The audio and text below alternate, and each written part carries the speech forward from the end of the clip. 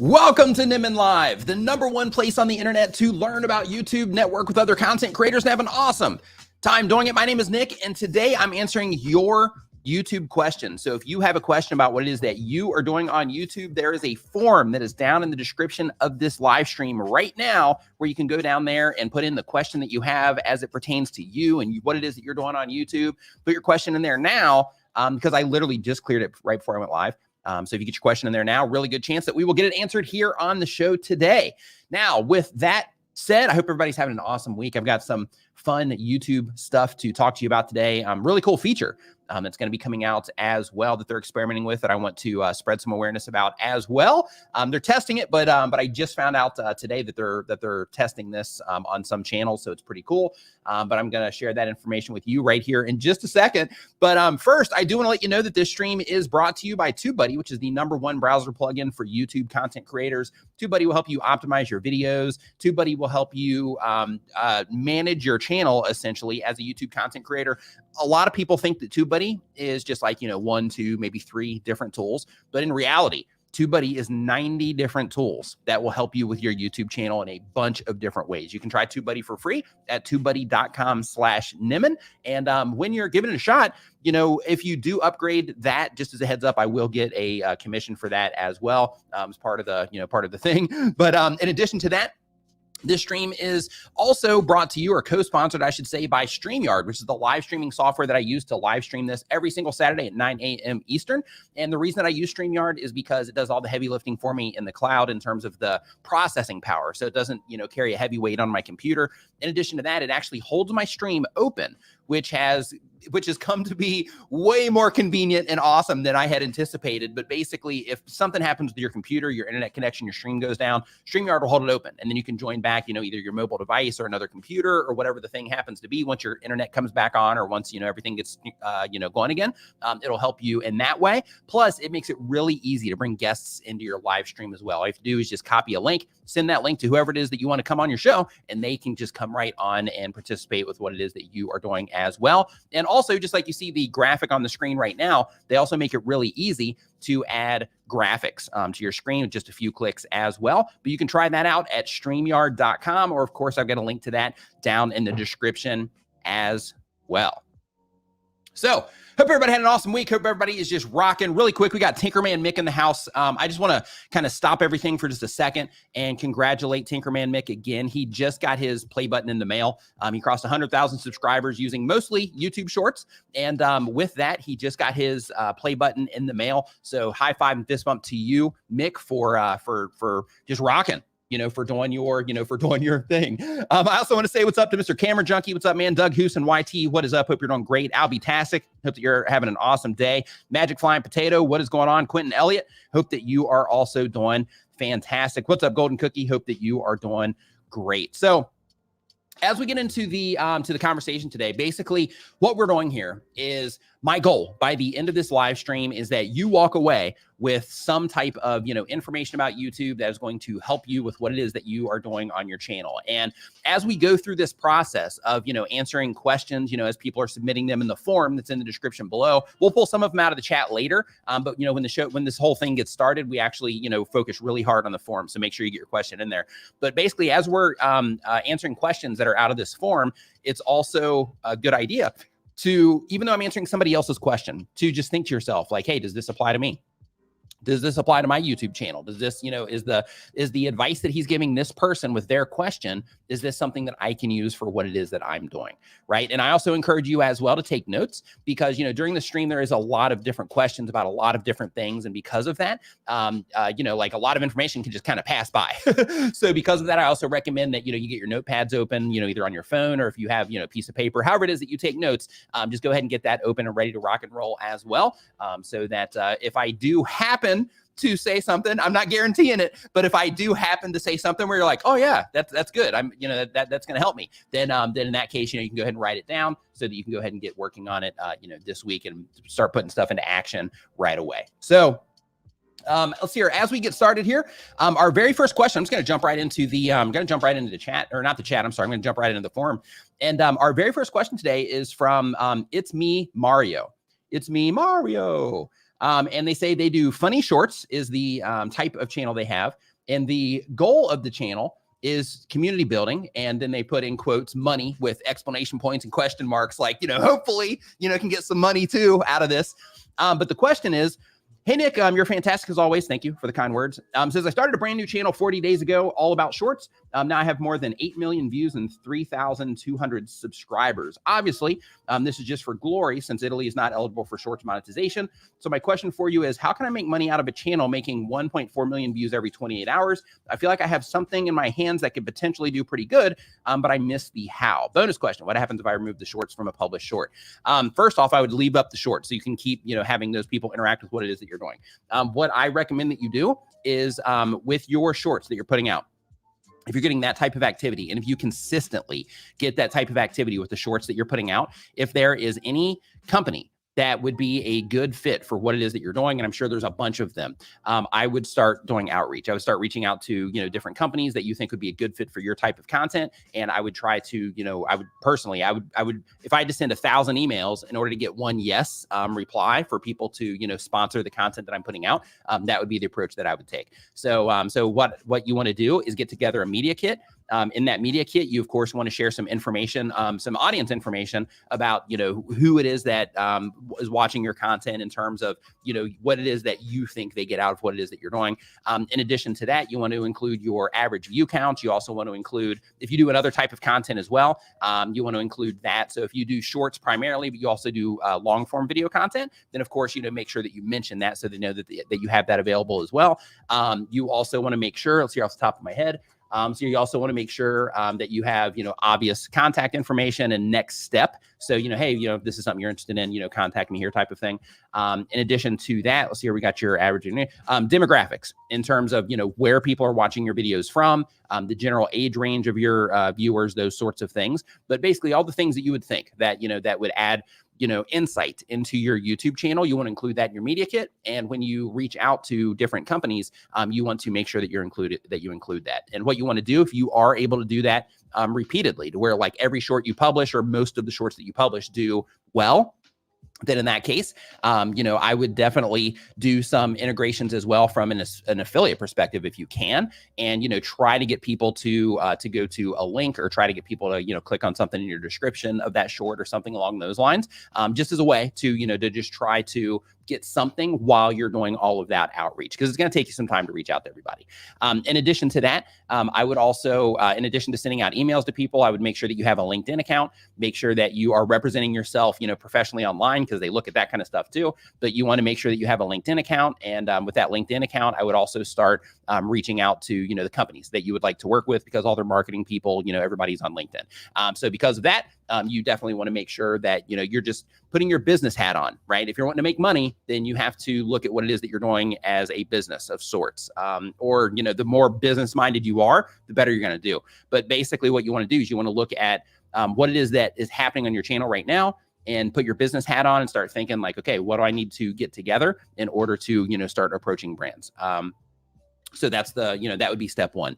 And then of course, like I mentioned before, if you can do anything, like I'm not sure what your skill sets are, but other things, and I'm just going to say this just in case somebody else ends up in a similar situation.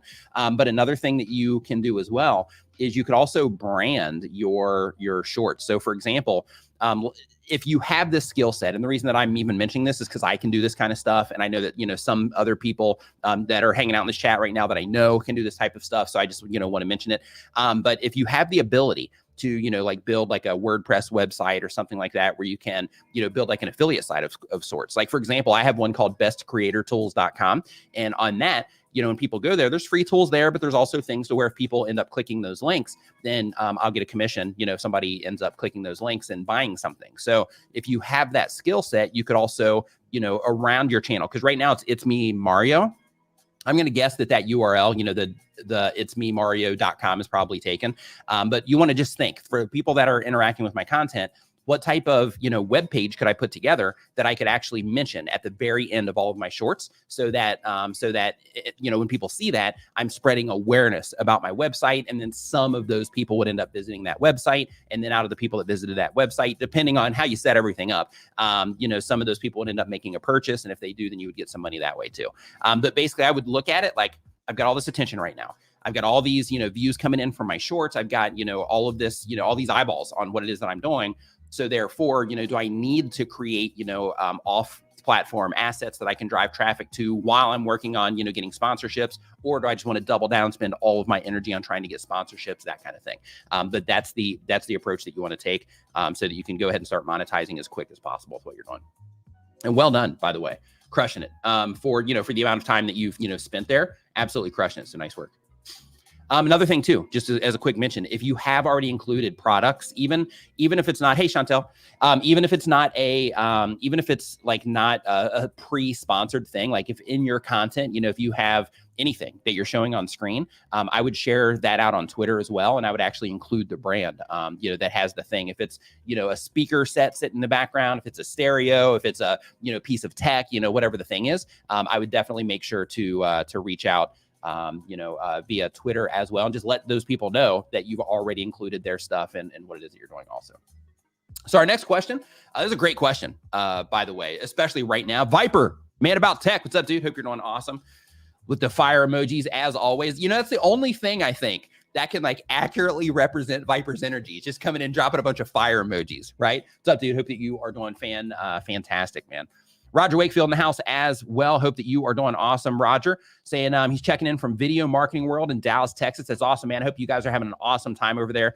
Video Marketing World. I went to Video Marketing World one time and had a fantastic time. Absolutely loved Video Marketing World. That might have been, I think you were at that one as well, Roger. As a matter of fact, that was the first time we met, I think. Video Marketing World is just an awesome conference as well. So nice to see you checking in from there, and happy birthday, by the way. Happy belated now birthday, by the way, as well. Sales Copy Secrets is our next question here on our list. Sales Copy Secrets says that they have been on YouTube for less than 6 months. You know what? I actually have some super chats come in. Let me do those before I do this here really quick. So the very first one is from Jay-Z Helps, says, should I re-edit my YouTube videos for TikTok? D pushed me to get onto TikTok. He says, I'm missing a huge opportunity there. Are you on TikTok? If not, why?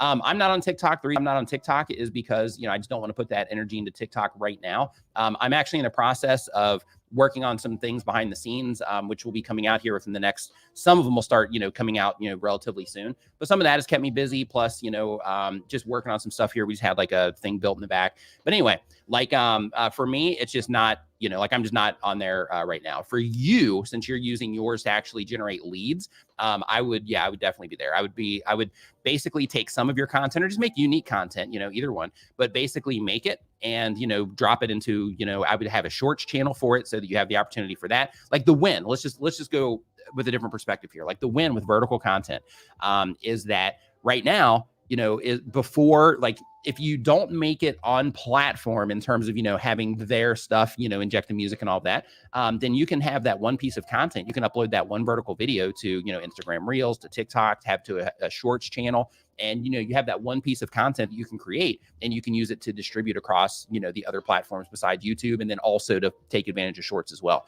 So because of that, in your case, because you're trying to generate leads through what it is that you're doing, absolutely. I would be on TikTok if I was doing what it is that you're doing. I would be on TikTok. I'd be on Instagram Reels as well. Tana So Lit, what's up, my man? Welcome back. Hope that you're doing fantastic. Says, good morning, Nick. I finally got back on. Nice. Love it, man. Hope that you're doing fantastic. Nice to see you here, and hope that you are having a fantastic start to your Saturday. All right. So let's see here. It says, hey, Nick, all well is good. See you on here. Investing with Matt. Hope that you're also doing fantastic as well. Martin Hewlett's Calming Anxiety. What's up, Martin? Hope that you're going great. Drew Project. What's up, dude? So let's see here. So the Sales Copy Secrets, the question here, they do infotainment content. The goal of the channel is to educate and sell my software and courses. And the question is, I'd love to know which metrics to dive into and how the analytics to know how to improve my channel's performance. So how to improve your channel's performance is going to come down to your video content and how people respond to your video content, right?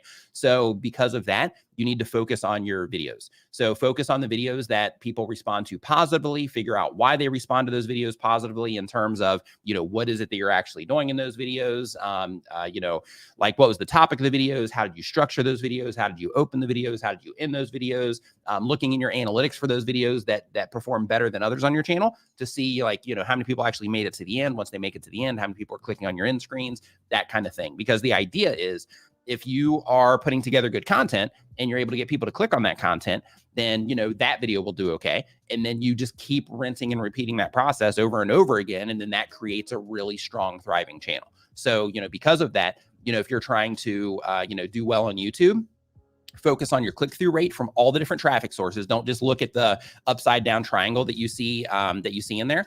You want to look at the individual traffic sources and see how you're performing in the individual traffic sources for your average view duration and also for your click-through rate. But you also want to make sure that you're looking at your audience retention report so you can identify why people, leave your video, when people leave your video.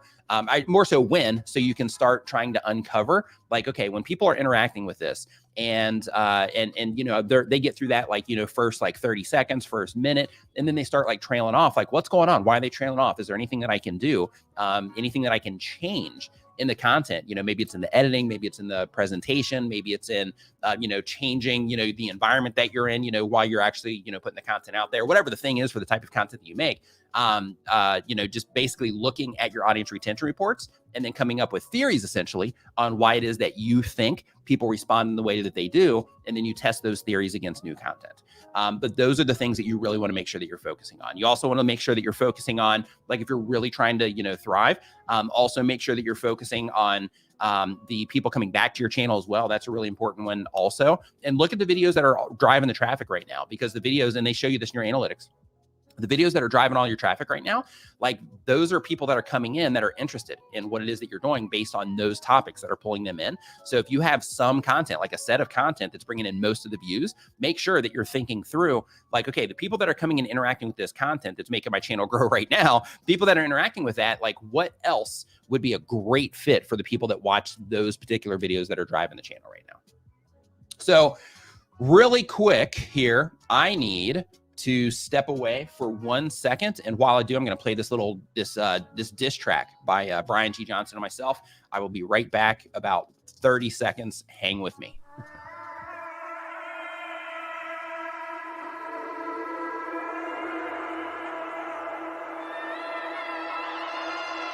Check, 1, 2.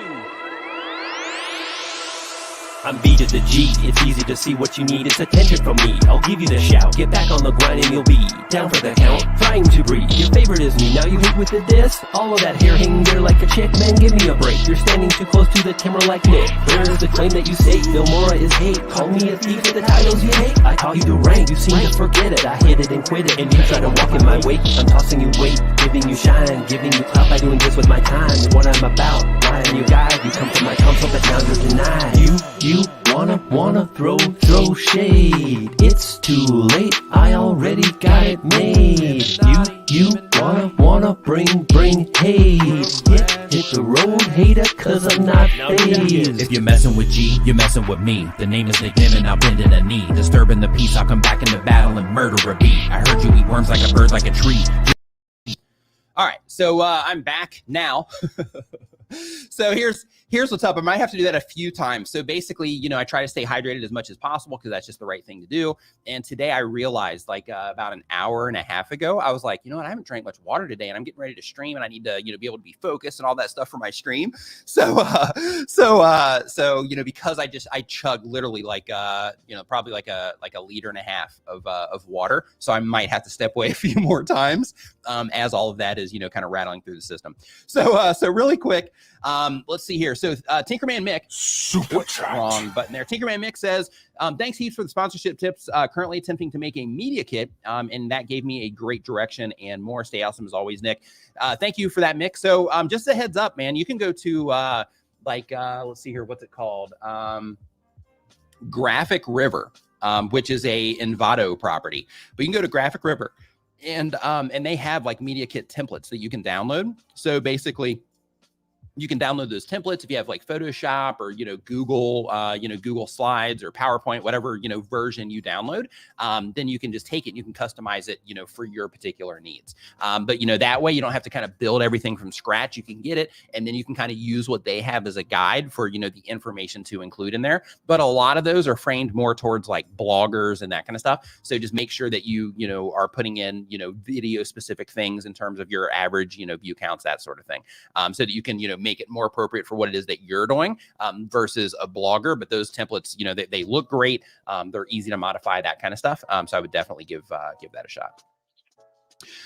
Raising Alana says, any advice for a family vlog channel? Absolutely. So when it comes to a family vlog channel, a lot of people will make vlogs, and in their vlogs, when they're actually packaging it up, right? And what I mean by packaging it up is the topic that you're going to frame your external things around, like your thumbnail and your title. So, like the topic of the video. So like, for example, our baby, took his first steps today. In a piece of content like that, it's important to just make sure that you're thinking like, okay, first off, for people that are going to be coming in and participating in this video, when they are coming into this, and, we're framing this whole thing around our baby taking its first steps. I mean, it's a pretty epic, event. So like when we're doing that, we also need to make sure that, that we're making a very compelling thumbnail that also represents the idea. Same exact thing with the title, because, just our baby's first steps might not be enough, it could be, but, experimenting with things like, instead of our baby's first steps, it could be like, oh my gosh, it finally happened. And then, in the actual thumbnail itself, you have, maybe the baby, just kind of standing up looking like wobbly or whatever. And you don't have a bunch of stuff cluttering up everything. It's just all focused on, that moment to hopefully pull people into your vlog from that way.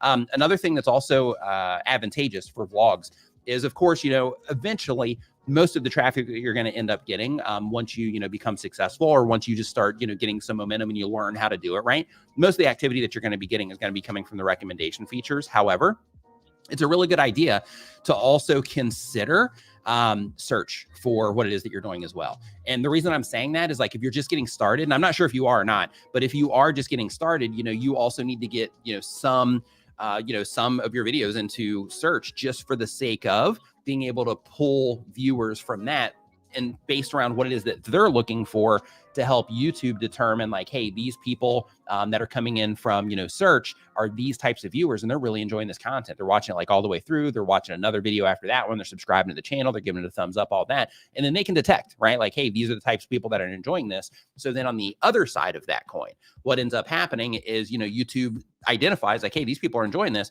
So then they start testing your content against other people who they think might enjoy it well, or as well on your homepage, recommended next to other content as well. So the win with that is you start essentially just collecting data from content that's easier to get attention from. So you might be thinking like, how do I do that, as a vlogger? Like, how do I target, search with some of the content? Well, the way that you do that is, if you happen to go to a very specific location, frame the entire video, around that particular location that somebody might be looking for. If it's a baby taking its first steps, as an example, then in that case, if I would do some research, of course, to find out the right way to frame this. But in YouTube search, if people are looking for, babies taking their first steps and that kind of stuff, then optimizing your video for that would be, a way that you could get into there. But just keep in mind, you're competing with a bunch of other people that have published that video as well. So because of that, it's best to go for things that are more competitive, or less competitive, but have more search volume. And the way that you can uncover that is, of course, using something like Tubebuddy, where they can, show you, search volume and all that good stuff. But the idea is, you need to think just from a, discovery perspective, right? Like, okay, people on YouTube just in general, they're not necessarily going to care about what it is that's going on, with my life. So not yet, right? So before they click. So because of that, I need to make sure that I'm framing my thumbnail and my title and the topic of the whole video, right? The things that we're talking about in the video, the journey we're taking people on, whatever. We got to make sure that we're framing that entire thing around something that, that other people would be interested in, right? Like one big mistake that a lot of like family vloggers make when they're first starting out is they'll have a title that says like, let's see here, what would be a good example of this? It would be something like, little Timmy had his teeth removed, right? And, once you have a following, then, then you have a bunch of people that probably, are really concerned about Timmy having teeth removed. And they're like, hey, I want to come in and watch this video. But when you're first getting started, nobody knows who Timmy is yet. And nobody knows, like what's going on with your channel. Nobody knows anything about the family yet, except for your family. So, because of that, you want to make sure that you're just keeping that sort of thing in mind when you're actually thinking of like the topics of our videos and the very specific ways that we're going to be framing our content to pull people into what it is that we're doing. And like I said, with search, the thing with that is, like I mentioned before, like once you get going and you get good at it, then you're going to most likely end up pulling most of your traffic from recommendation features, which is home pages and suggested videos. But just getting the, getting some of your content into search based around things that people are actively looking for towards the content that you're making is going to, just help YouTube get a little bit of data faster to just start to understand who might be a better fit for your content based on how some of those people are responding to it. Plus, you'll also be getting some, browse impressions, some suggested impressions as well. And you'll see that in your analytics. But the idea is once you are, once you're getting that feedback in terms of like, hey, YouTube is showing my content to people on the homepage. They are showing my content to people next to other videos. If you see that they are showing it to people, but people are not clicking, then in that particular case, you have to, start working on that external packaging in terms of your topic, title, and thumbnail. But if the video is already up, then you got to start working on your thumbnail and the title until you, work it out in a way that people actually do start responding to it when YouTube does show it to people on their homepage or recommended next to other videos or in YouTube search, because you still got to win the clicks over there as well. So hopefully all that made sense. Let's see here. Jay-Z Help says, you answered my question. Great. Can a 16:9 video be easily edited to a 9:16 ratio? Also, please put this money aside to get the 5-year Thai visa. So when it comes to the 16:9 video, you can put you can just drop 16:9 videos into some of them. There's, I think Premiere does it. I've never used this feature, but I know they have it. It's either in Adobe Premiere or Adobe Rush, one of the two. But they basically have it to where when you basically it's a tool within the software to where it actually has a vertical format, so you can actually pull content out of 16:9 ratio videos. So how that works is you basically tell it to focus on a specific thing in the video, and then as that thing moves, then it'll just kind of track that thing, and then you'll end up with a with a vertical video from that. So that's inside of Premiere or Rush. I'm not sure which one, but you can definitely use those. Let's see here. Says Citizen Surgeon says, could you share how you evaluate and vet a potential AV editor? Where would you outsource one? I run a surgical education channel. Want to up the quality. So we have a video editing service called VidCharge. You can try that. Outside of that, basically the idea is, when you're reaching out to somebody, you want to make sure that you just see the stuff they do, right? And if they have stuff, if they've edited content and it looks, to your standards, because we all, look at this stuff differently. Some people, they'll get a potato video back and they're like, hey, this is great. Other people are like, hey, this is not acceptable. So because of that, just making sure that, the people that you're working with, meet your standards is definitely step number one. But if you just go to there's different ways you can do it. One, you can use a service, right? Using the service is one way to do it, because basically you just interact with that service and then they take care of everything. If your editor drops out for whatever reason, they'll have another editor that will step in and, take care of it to make sure the project gets done.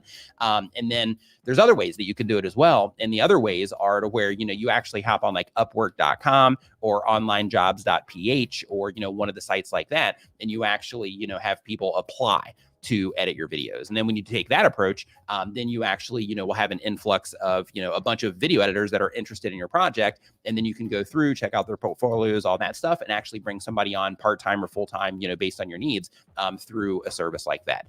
Another place to look, and this is where this is like the person that edits most of my videos, Vigard. He was already, we already knew each other. And he, was an active member of the channel, but I didn't know that he, would offer that service. I didn't know that he would actually want to edit videos. So basically I made a community post, I think it was at the time, or maybe I just, mentioned it in a live stream. I can't remember. But basically I said, hey, I'm looking for an editor, and, if you're interested, shoot me an email or whatever. And out of the community, the win here is, of course, I'm in front of a lot of, people that make videos. So that's a kind of an easy one, on my end. But in your case, the thing is, if you put it out there and you let your community know, like, hey, I'm looking for an editor, there might be an editor that watches your stuff already that would be like, hey, I would love to edit your videos, or, I'm already familiar with your style. I'm already familiar with how it is that you do things. So, so I can just step right into this and just start, taking over, some of that stuff. But basically just kind of recap all that, because I was a little bit all over the place. Using services like VidCharge, which is ours. You also have like VidHusky, that's another one. You have VidChops, which is another one. Just off the top of my head, you can go to Upwork.com, so you can start working with individuals over there. You can go to onlinejobs.ph. If you go to onlinejobs.ph, that's the PH stands for Philippines, and you can find a lot of really talented people over there. I actually have my motion designer, the person that actually makes kind of the stuff that goes on in the background here. That person is actually from the Philippines. He does a fantastic job. And I've been working with him, I think, for like 2 years now. He mainly makes stuff for my website, but I also have him make this kind of stuff too. But you can find a lot of really good, people that are really talented out of places like that as well. So hopefully that answered the question for you. And let's see here. Jay-Z Help says, will Air Force One land here one day? Possibly. Yeah, we'll see. Possibly. Yeah, he's always welcome. So we'll see if Air Force One ends up showing up here or not today. We'll see. Let's see here. So next up, we've got just stumbled on your channel here these past few days. Any advice for someone willing to starting a video game channel, or is it oversaturated? So first off, I just want to mention that. So when it comes to things being saturated on YouTube, most of the types of content you're going to get into, there's going to be other people making that content. With gaming, there is a staggering amount of people that are making gaming content. However, that does not mean that you can't compete.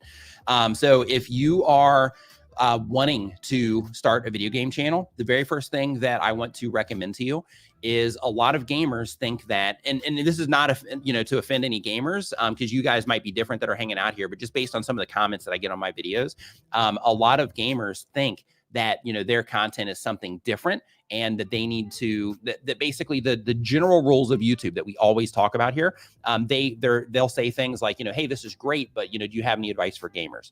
And, at the end of the day, you're a content creator on YouTube, you are uploading content. It's its own, niche, but you are uploading content to the platform that we're all competing on. So because of that, step number one is just to know that, hey, my channel, I have a YouTube channel, therefore the performance of my channel, the same rules apply that apply to the performance of other channels, right?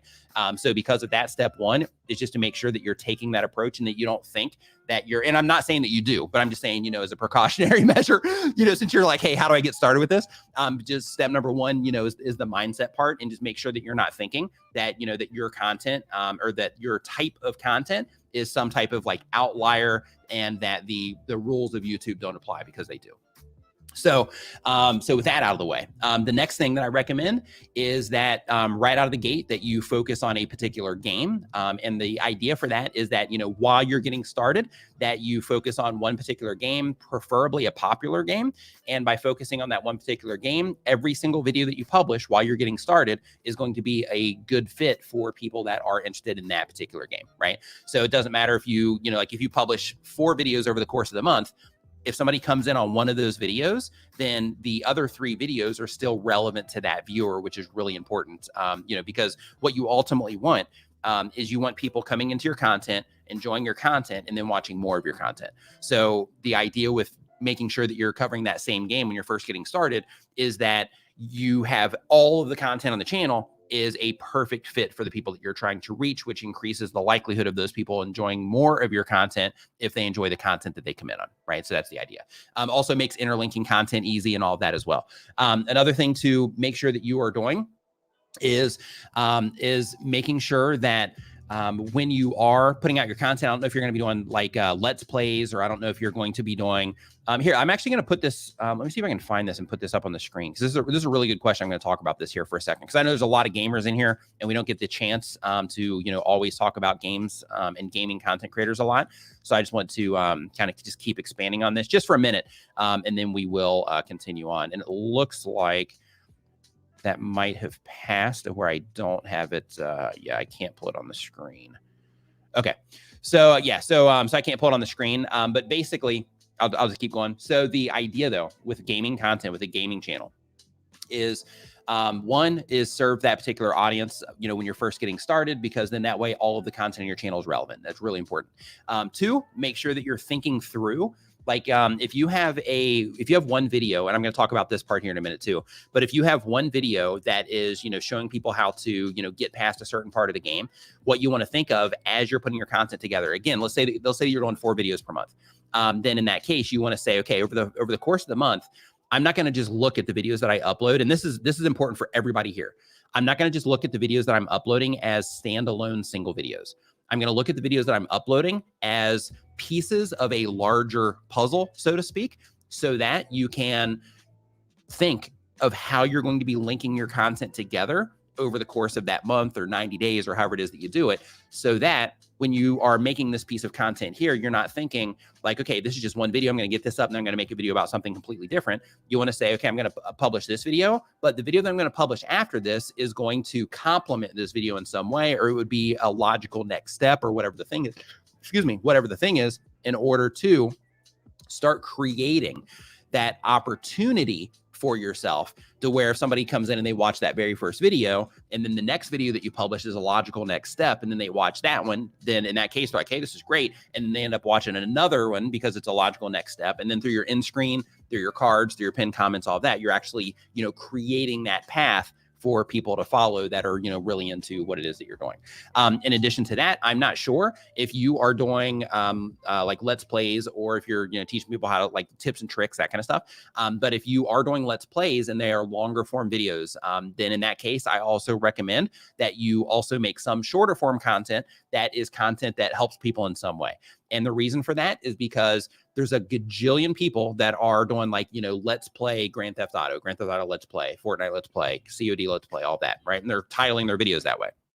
So because of that, what you want to think of is within the games that you like to play, or the game that you're going to focus on when you're starting, if you take that approach, what you want to think about is when you are putting your content out, that idea that I was talking about over the course of the month, how the content kind of feeds into each other. You want to think, okay, some of these, I need to make some type of helpful content so that it makes it easier for people to click on what it is that I'm doing, because it's based around their interests and things that they're trying to figure out. So for example, if you're playing Grand Theft Auto, then, a helpful video for Grand Theft Auto would be, any update videos that they have, anything that based on updates. It could be, how to grind so that you can, increase your money faster. It can be, where you can find very specific things around, around the game. It can be, certain cars that go faster than other cars, or that will take more hits than other cars, things like that. But the idea is to just make, that type of help content to where when people see it, it's like, oh, okay, this makes sense. This is, I play this game, and this person's going to show me, a bunch of things that maybe I don't know, right? So you take that approach to where you have some of that shorter content and you have some of that longer form content. If you decide to do the longer form stuff, if you do the shorter form stuff, then in that case, just kind of lean into that and make sure that you're mixing in some help content with what it is that you're doing as well. And the idea is basically you are reaching people that are interested in that game, and you're pulling them into what it is that you're doing. So then when you do like Let's Plays or live streams or whatever it is that you're doing, you're already in front of the right people that are interested in that game. That's the idea with the help content. And it's just easier for people to click on because it's about them and what it is that they're trying to do, more than it is about, hey, just come join me for this, thing. In addition to that, and I'm continuing on here because you're just getting started.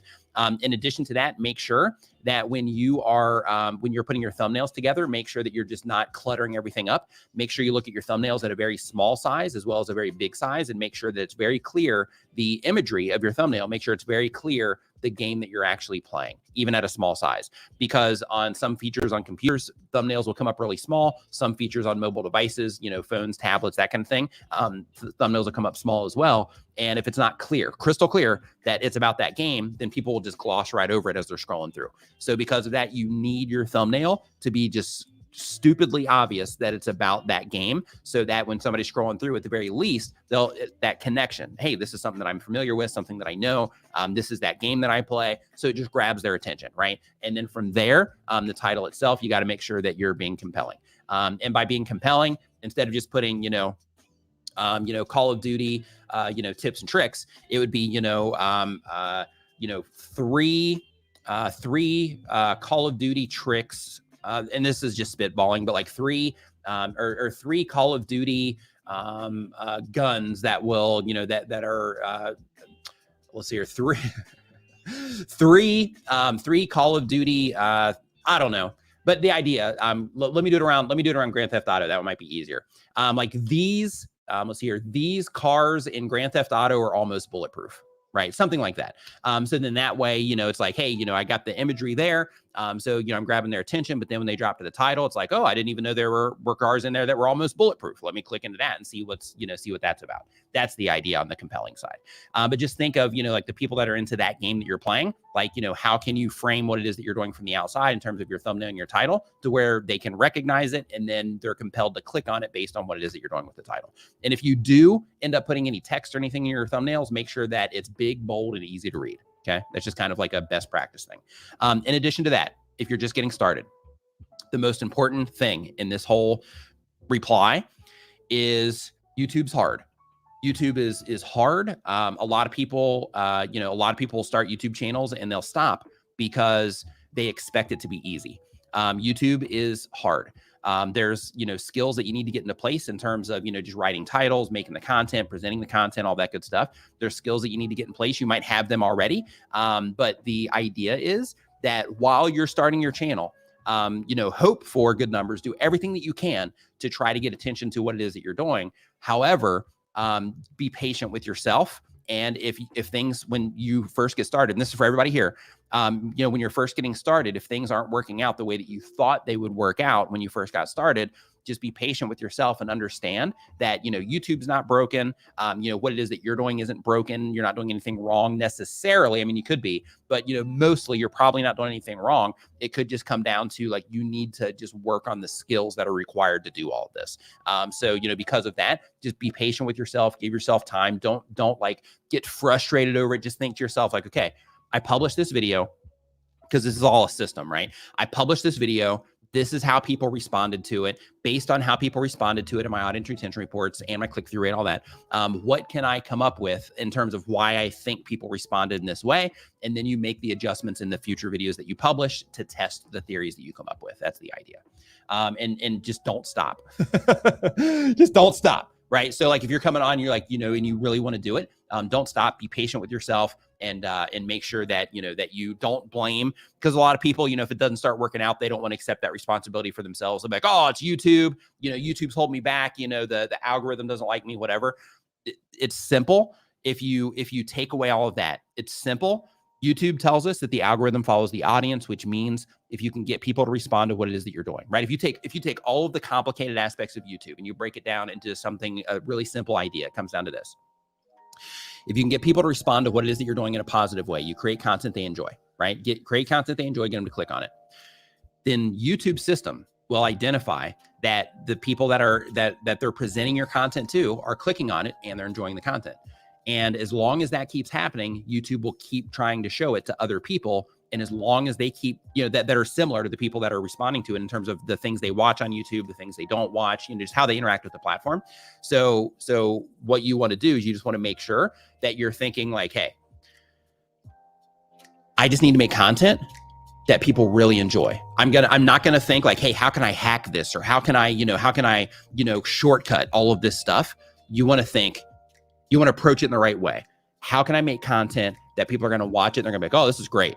I need to tell a buddy about this. This is so good, right? Like, how do you make that type of content? How do you get that type of response? If you can do that, then the system, YouTube, since their algorithm follows the audience, if you can create a great experience for their viewers, then YouTube will continue to show your content to people until it, until the people are showing it to stop responding to it, at a high rate. So come to compete. And also don't be hard on yourself and make sure that you're patient, because it is a process. A good reference that I like to give for this is, just like playing an instrument, just like learning a sport, just like trying to do, anything, just like trying to learn a language, whatever, when you first start, in a lot of cases, you're going to suck, like if you pick up a piano or a guitar or a flute or a trombone or whatever, a cello, like you pick all this stuff up and you start messing with it. And you're like, oh God, that sounds horrible. How do people do this? Right. And then, you just keep working on it. You watch some, videos, whatever. And, you sit there and you go through that process of actually putting in the work and practicing what it is that you're doing. And the next thing you know, you're like, oh, hey, I can actually, play a part of a song, or, hey, I can just play a melody or whatever the thing is. And then you just keep progressing, over time, and you get better and better. YouTube's the same exact way, because you are stepping into something new. Like if you haven't uploaded before, you're stepping into something new. You got to learn the platform. You got to learn all the best practices and things like that. And then you have to start learning how to get people to respond to what it is that you're doing. So just be patient with yourself. That by itself is probably one of the most important, parts of being a long-term sustainable YouTube content creator. Let's see here. So next up on our list, we've got Romantic. Superchat. Says, I'm late, been a busy week. Here a $5 for skipping the ad. Thanks, I appreciate that. So Krista Summit says, what is the minimum viable setup rig for someone starting a new YouTube channel? I want to start a vlog about wine, but I don't have a set, lights, etc. So of course, this is going to be budget dependent. If you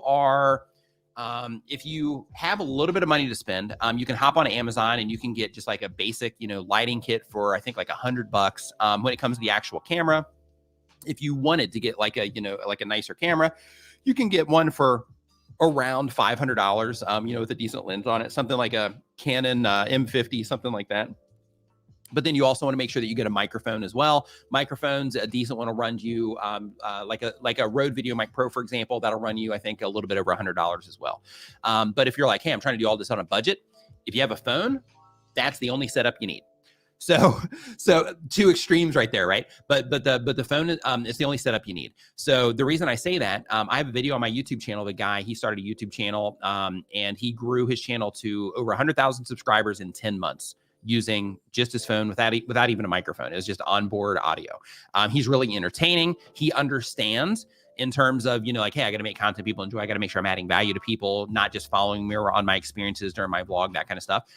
So, he gets it. So right out of the gate, he came in strong, but in terms of the tech that he used to actually make his content, he did everything on his phone, and it was fine. So in terms of the minimum, just your phone, like you've already got it in your hand. So I do recommend, though, that just because, the way things are, these days or whatever, that if you have like a really old phone, I do recommend that you upgrade to something newer to where, you can record in 4K, all that good stuff, just so you can get, a nice quality image out of what it is that you're doing. But at the end of the day, you can get started with your phone. And I recommend that you do, actually. And the reason for that is because, when you're first getting started, if you're like, hey, I'm coming into this and this isn't like just a hobby, this is something that I'm going to take seriously and I'm going to try to actually turn this into something. If that's your approach, then in that case, I would invest in all the stuff. But if you're like, hey, I'm just giving this a shot, I'm not really sure, how it's going to go or what I want out of it or anything like that, then start with your phone. And the reason for that is that whole thing that I went through a minute ago about, just like playing instruments and how you have it like a learning curve that you have to go through. You can go through some of that on your phone. And as you're, learning how to present on camera, you're learning how to do all that good stuff.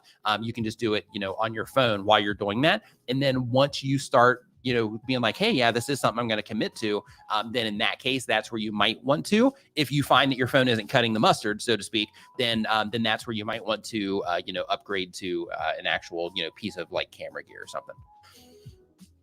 But at the end of the day, get started with what you have. So like start now. Like what I recommend, like if you're like a lot of people, they don't start a YouTube channel that they really want to start because they think that they need all this fancy stuff, and you don't, right? So the most important thing is actually getting started. So if you are like on the fence on like, I'm not really sure, then in that case, I would just like, I would like walk away from the stream right now. I would go set up your phone in the other room and I would make a practice video. So that you can go ahead and just start working on the skill and just start, working on the process of creating content. So in terms of the minimum viable setup, hopefully that answered your question. Hey, another thing really quick for Nate, I think is how you say your channel name, N8, and for Krista, for both of you, if you're just getting started, I also recommend how I talked about, the actually learning the system and best practices. I forgot to mention during that, YouTube has something, it's free. YouTube has something called the YouTube Creator Academy. And if you're just getting started on YouTube, I really recommend that you go through it. It's basically like an instruction manual of sorts for YouTube. And it talks about, the right way to do things and how their system works and all of that good stuff. So I really recommend, if you're just getting started, that you go through the YouTube Creator Academy. Again, it's 100% free as long as you have a Google account. Actually, you can even access it without that. But if you actually want to log in and keep track of your progress through the Academy, then you just need a Google account for that, and then you can connect it right through. Let's see here. So JC Help says, can we take a moment to appreciate D? He's one cool dude. He had me on his live stream last Sunday to help conquer my fear of live streaming. Rock on. Yeah, D is an awesome dude, without question. D is, he's an awesome guy. So, I've had the fortunate experience to, know him my whole life. And I can definitely say without question that he's an awesome dude. Let's see here. So next up, we've got Rodney Full Circle. Is Canva a good program for learning how to make thumbnails? Never made thumbnails before. If you have no design experience whatsoever, then Canva can be a good place to start, like Canva, Placeit.net, places like that. They can be great places to start because they have templates. In those templates, you can go in, you can swap the image out, you can change, what the text looks like, and then you export it out, and then you're good to go. But just keep in mind, when you're doing that depending on the type of content that you make, you might not need to actually make graphic-based thumbnails.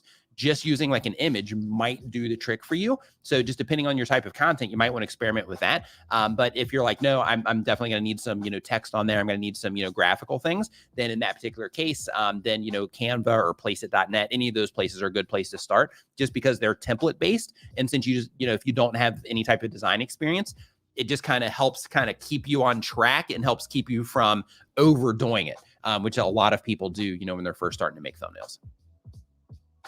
Let's see here. So really quick, Baking with Charlene. Welcome to the Nimminati. Welcome back to the Nimminati. So you already know VIP, NimminVIP.com for the members only Facebook group. SCB Wellbeing says, hey Nick, I've suddenly been getting a lot of spam and scams lately. How do I know what's a genuine collab, sponsor, etc.? You have to actually look into it. So a really quick way to do that, of course, is to actually just click and see where the email is coming from. And then don't click on anything directly out of the email. Actually hop into your browser and actually look into it from there. And actually go to the website, see what's going on. In some cases, you can hop on LinkedIn as well. Like if somebody's promised you something that's pretty massive and it seems almost untrue, then in that case, hop on LinkedIn. You can actually look for people on LinkedIn, see if there's associations there in terms of the companies they work with and all of that. In addition to that, just keep in mind, like never, ever connect your YouTube channel directly out of an email for anything. Make sure that, if somebody like wants to collaborate with you in some way or they want to sponsor you in some way, nobody is going to need access to your YouTube channel. So never under any circumstance, connect your YouTube channel to anything from your email. The Maritimer.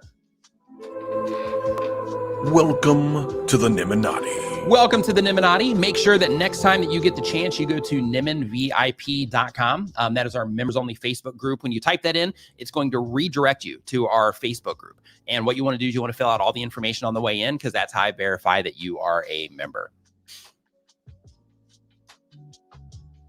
It's an awesome group over there too. You're going to love it.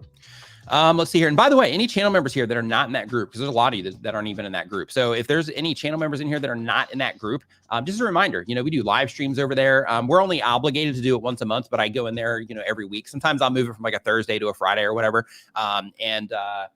Which is, oops, there go to that one. But sometimes I'll move it from like a Thursday to a Friday or, whatever the thing is. But I still, stream into there every single week. We look at channels, all that good stuff. So definitely make sure that if you are a member and you are not in that Facebook group, make sure that you do join that, and I'll actually get you access as soon as the stream is over today. Let's see here. Drew Project says, whose voice is the Welcome to the Nimminati recording? That is Travis MCP. We call him MVP, but it's Travis MCP is the one that put that together. Yeah, he nailed it. He absolutely nailed it. So let's see here. Next up on our list, I'm going to jump back into the form for this one. And the next question that we have here in this form is, and this form is from the descriptions. There's a link to this form down in the description below. So if you're watching this, you're like, hey, where are these questions coming from? Some of them are coming from super chats. Other ones are coming from this form. And then of course, here a little bit later in the stream, I'm going to be pulling them directly from the chat as well. White Noise Studio, what's up, man? This is the next question here on our list. Says they have an audio resource channel. They do plugin reviews and tutorials. The goal of the channel is to educate and inform my viewing audience, and with that, generate an income stream next to my audio studio activities. The question: when testing thumbnails in the first 24 hours after making a video public, how quickly would you swap them out if they're underperforming, and how quickly do they show up for the viewer? So if you change your thumbnail, it should show up for the viewer immediately. So unless they've seen the thumbnail somewhere else, it might end up being cached or something like that, but it should change for them as soon as you change it as well. In terms of, how quickly to swap it out on your channel, if you notice, Construction Cronies, what's up, man? If you notice in your content, like if you go and you look at your content and you look at how your thumbnails perform in the first 24 hours based on the amount of impressions that you get, and you start to chart out an average, like, okay, typically my videos that perform well, they have this type of response in terms of the click through from these different traffic sources, then what you want to do is you want to use that as your guide. And if you're like, hey, this is way under what I typically get for this topic, or what I typically get, I'm talking about this plugin or whatever, or just what I typically get on the channel, this is way below, then that's where you want to consider making the change. If you're like, hey, this is, it's a little bit lower, but, it might end up, picking up, as it gets out there a little bit more or whatever, then in that case, then keep it. But if it's like, something substantial, if you're like, yeah, this is way lower than what I typically have with this many impressions, then that's when you want to change it out. Let's see here. Next up on our list, we've got Drew Project. Drew Project, who makes awesome cover songs. I have to just take a second to mention that really quick. I subscribed to his channel recently. We actually looked at it in a members only live stream, and I went and I listened to some of his songs. I'm like, holy cow. Yeah, I'm subscribing over here. So the goal of the channel is to gather enough subscribers and go full time, and eventually start publishing music on other platforms when I have an audience. The question: on a video, I had a guy dropping a link to when I sang the chorus because maybe he liked it, but that was it. He didn't say anything, just a link to 1:33. I said, thanks. How do I engage better with something like that? One word comment or something so they might consider subbing. And I'm not being that annoying person that asks everyone to sub. Okay, so when it comes to if somebody just drops like a timestamp in there to the chorus or something like that, just a thanks is perfectly okay. One of the things that you are going to end up having on your YouTube channel, all of you, everybody here, self-included, one of the things that you're going to end up having on your channel is you're going to reach this this tipping point to where you're going to be like, man, seems like I say the same thing all the time in my comment section. So I just want to let you know that it's okay to just say thanks, or thanks for watching, or whatever the thing is. Emojis are good, a little high five and a fist bump, or a little face and a fist, or whatever the thing is, but a little heart, anything like that. But the idea is that you just want to, acknowledge the people that are leaving the comments because they're leaving a comment on your video. So therefore, they're taking their time to do that. So you just want to do that to let them know that it's appreciated. And when it's a short thing like that, they're just linking to a particular point in the video, or it's just a great video, something like that. In that case, a short response is perfectly fine, or even a heart in most cases is okay. But the thing is when people leave long comments, that's where you want to see that. You know, be like, hey, they have something very specific, like this resonated with them in a very specific way. So if there is, a longer conversation that I can add to this, then I'm going to. Whereas if it's just a short thing, then in that case, I'll just add a short comment back. But if it's, they put some time into their comment, then in that case, just make sure that you, acknowledge that. And, you give it, a worthy reply. Just like if you were talking to a buddy in instant messenger, they leave this big wall, of text, you're going to be like, okay, well, I'm going to read this, and it'll probably, require a response. On YouTube, it's a similar thing. It's just kind of like a, hey, you took the time to leave this long comment. I'm going to take the time to, reply to it. So, let's see here. The Maritimer, sorry about that, says, I want to use the ATEM Mini Pro for multiple angles. I have the 6400, but need budget cameras for alternate angles. Need clean HDMI outputs. Any suggestions?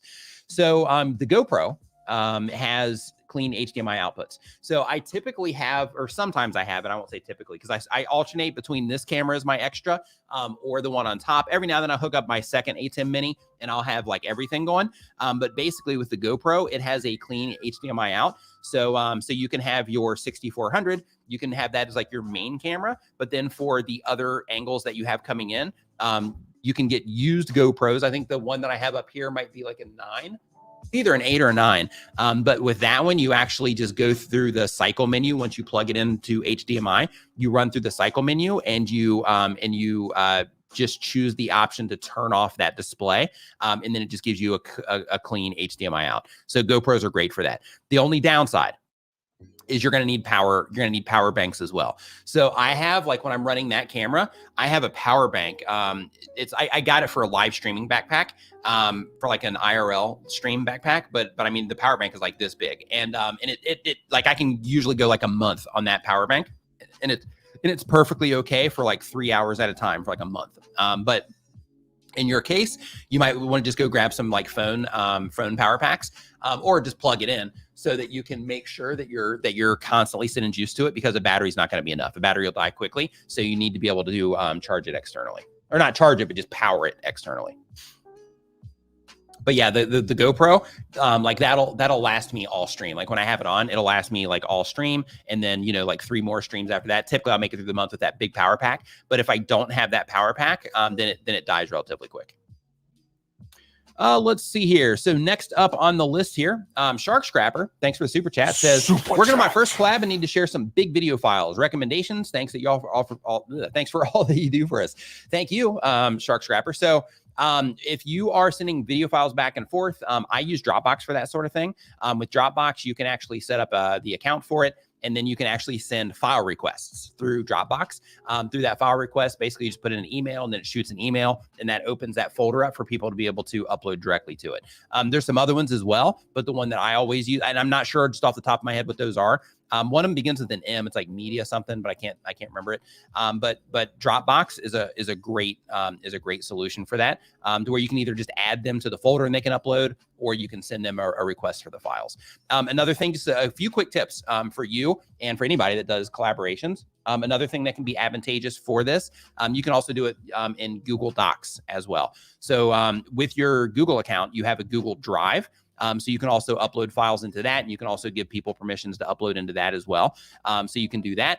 But I also recommend that if you guys are sharing like ideas and like scripting information, like, hey, we're talking about these things or whatever, I recommend that you do that through like a Google Doc, because you can also share that. And then you can go and make any edits you need. They can make any edits they need, that sort of thing. So that way you guys can collaborate through the actual, you know, like scripting or bullet pointing process, or just, you know, hey, these are the things we're going to be talking about. But it just allows you to, you know, collaborate through note taking. And then of course, you know, you can use Google Drive to upload the files if you want. Drop the links to those files in that Google Docs. You can keep track of everything. Technically, you could do it with a spreadsheet as well, but I typically do that through Google Docs. Let's see here for the document, but I'll typically do the files through Dropbox. Let's see here. So next up on our list here, we've got let's see here, we had Drew Project. We got that one taken care of, and let's see here what we got next. We've got Him and Her Sound Off. Him and Her Sound Off says they upload 1 time per week or more. They have a variety channel. That means they do home updates, decor, and cooking. And the goal of the channel is to go my community, share information, and make extra income. Question: do you believe in SEO is honestly helpful? If not, what are more ways to get videos recommended? Without question, SEO is a powerful traffic source. However, it depends on what it is that you're doing. So what you want to think about from just a content strategy perspective is when you're putting content out, the very first thing to think about is like what it is that you're wanting for the channel, or what your goals are with your channel. So like in your case, one of the things you're trying to do is make extra income. I can tell you this: when it comes to search, when it comes to search, it's relatively easy to get extra income out of search, and it's relatively consistent as well. So one of the things that you're going to see, and everybody will see this if you go into your analytics, if you have search-based traffic, that search-based traffic is relatively stable, right? It's kind of like this. Your recommendation traffic is most likely, you know, like this, right? Or it'll be, you know, like this, and then you'll have these big, you know, jumps, you know, kind of like that. But, you know, like search traffic is relatively stable. And the really cool thing about that, if you are using YouTube as a way to generate income, is, you know, if you just have like a handful of really good search positions, just those videos by themselves can create, you know, a great income stream for you. So because of that, when you are thinking of just your overall content strategy and how you're going to achieve the goals for your channel, what you want to think of is, okay, since I'm doing like cooking content, I'm doing like home decor videos, that kind of stuff, then in that case, if you're doing a home decor video, I would balance out like, okay, this particular video right here, the purpose of this video, and this is where content strategy comes in, is you essentially give a purpose to everything it is that you're doing. So this particular video here, I'm creating this video for income.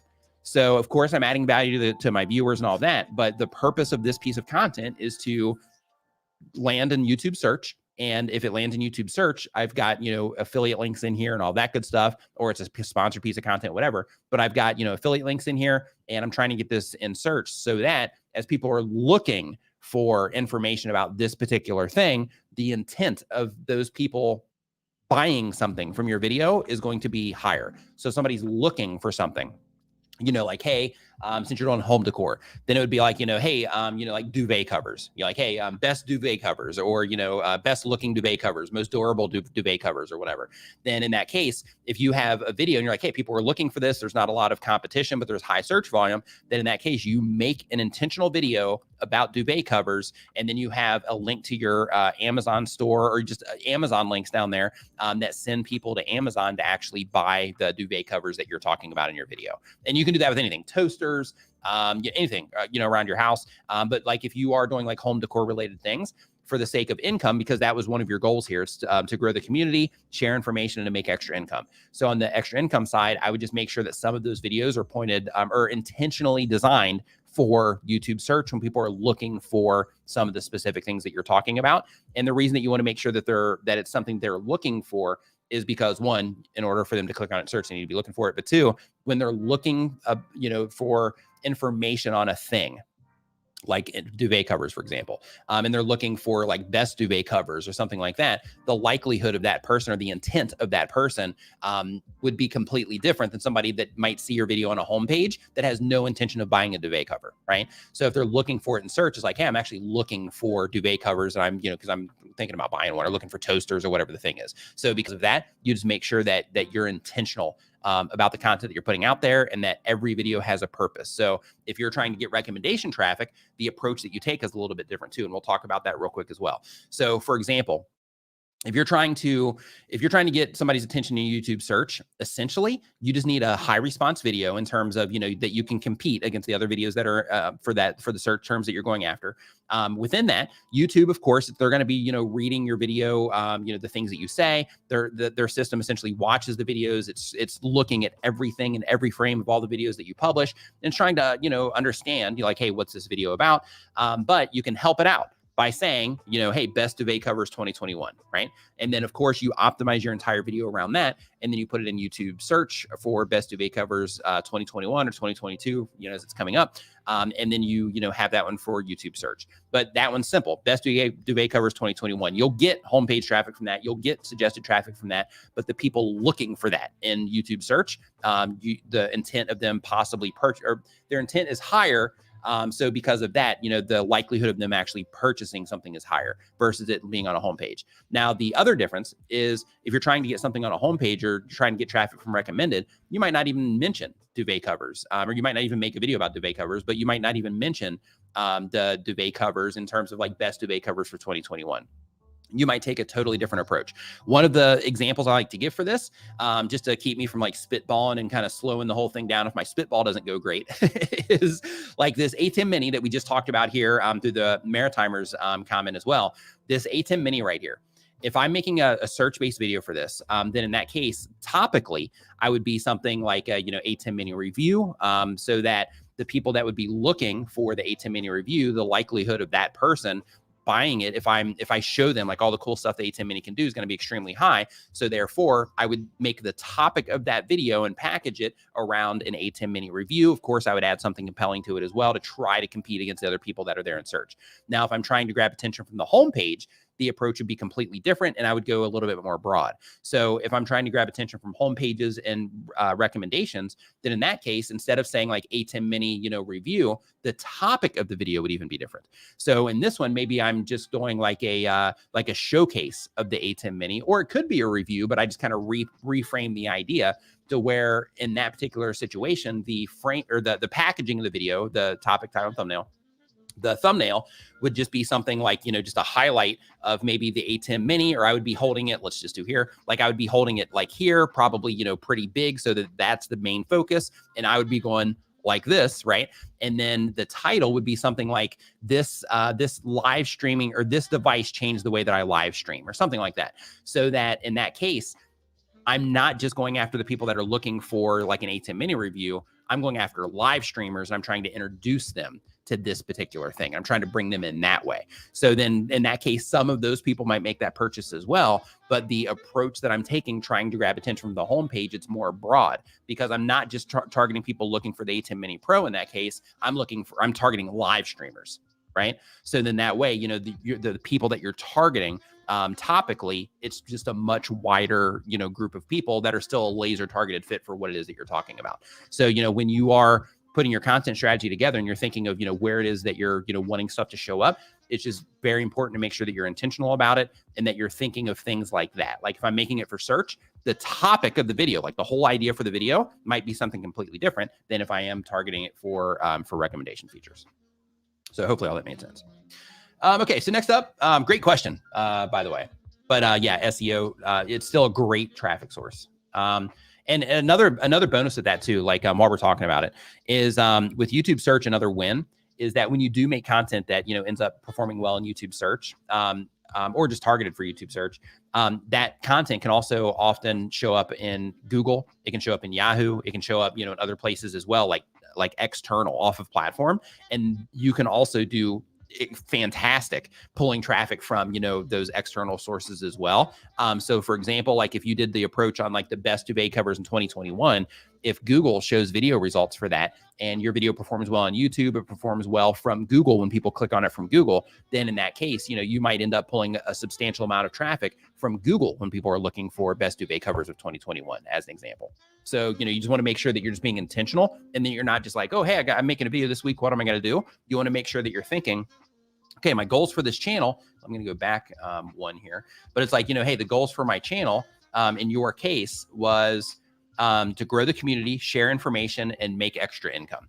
So because of that, then as part of your content strategy, you have to say, okay, if I'm uploading, 4 videos a month or 8 videos a month, whatever it is, then, this many videos are going to be intentional towards YouTube search, or, these are videos I'm going to try to sell stuff from. And then these videos over here are just going to be straight value videos I'm going to use to grow my community, that kind of stuff. But some of them I might sell stuff too, but these are just going to be value based. Maybe I'm going for more, recommendations here so that I can try to reach a, broader group of people. That's kind of the approach you want to take. All right. So next up on our list here, we got Wisco Ted. What's up, Wisco Ted? Hope you're doing great. Says, let's see here. Still trying to figure it out is the type of channel. The goal of the channel is to help others and do it full time. Question. I'm struggling to pick a niche. I watch a ton of content creators about YouTube education, like your content. Think I'd enjoy making those videos the most. Will it be hard to start that way with low credibility and no followings? Yeah, people do it.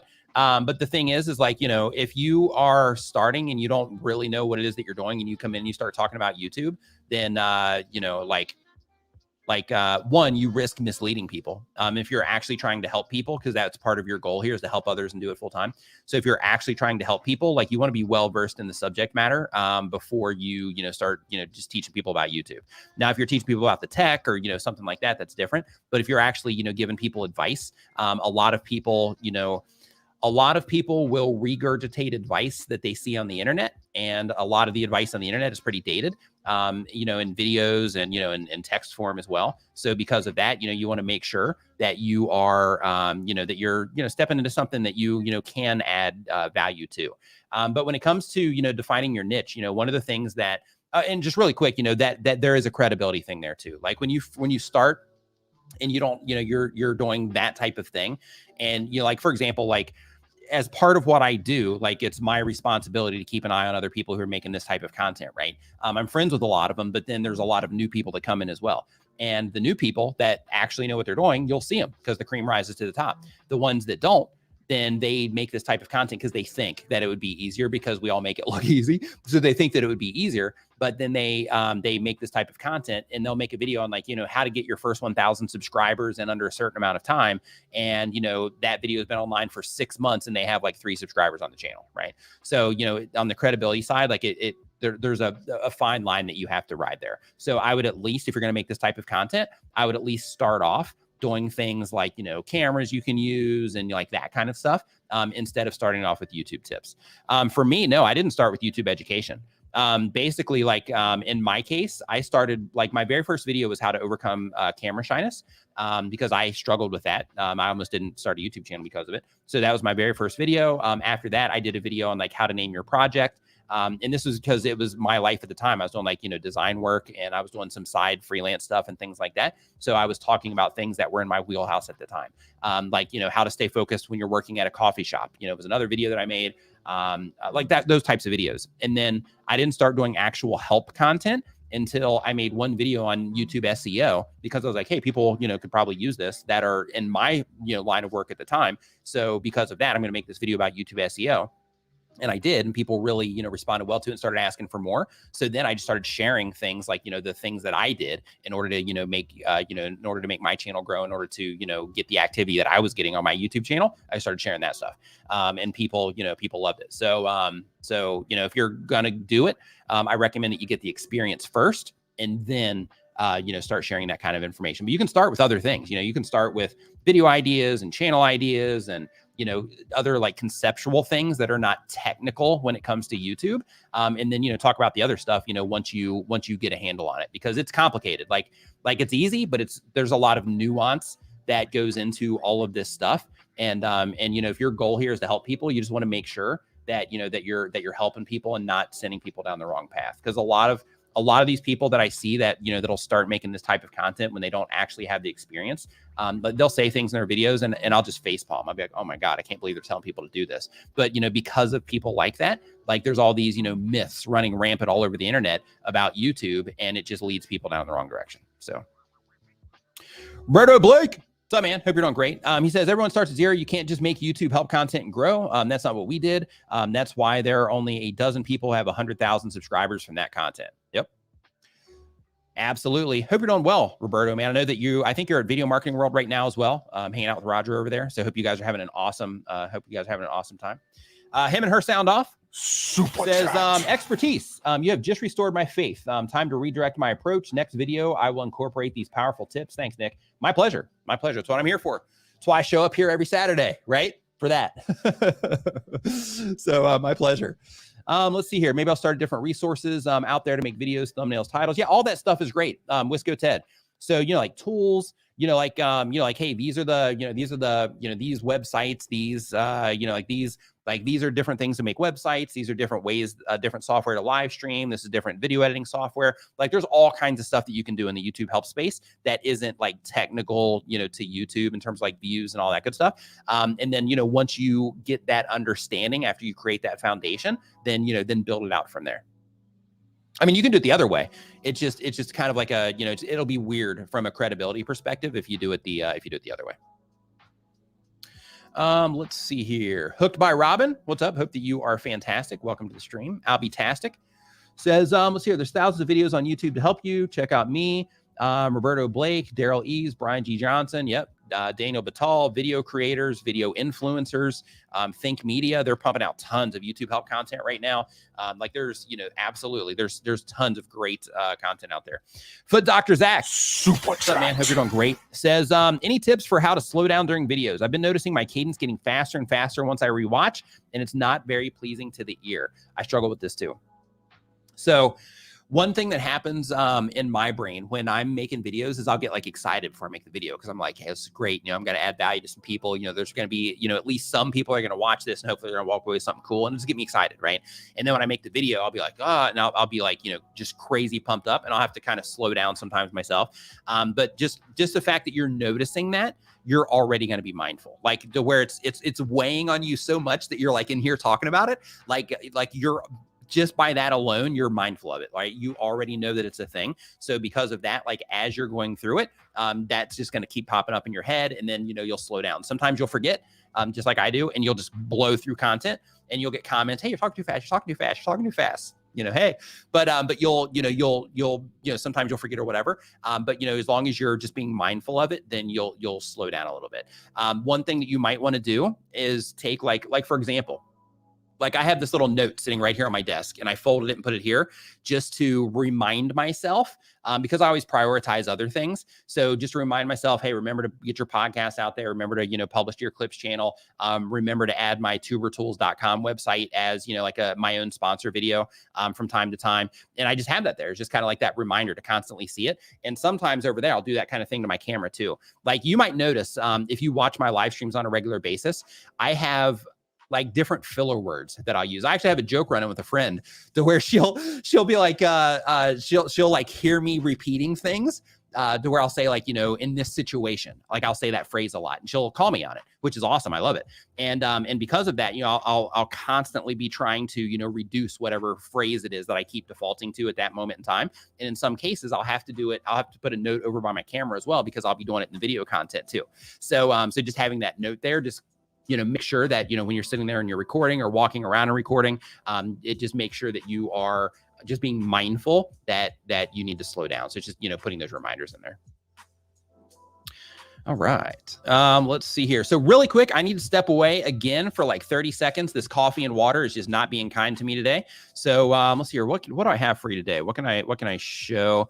You know, I think we're just going to do the diss track again. So this is a diss track. For those of you that know Brian G. Johnson, you know Daniel Batal. So basically, Daniel Batal, he made a diss track about Brian G. Johnson, and then Brian wanted to make one back, so we put this together. That's what this is, if you just want that context. But I'm going to let this play here for just a minute while I step away, but I'll be back literally in like a minute.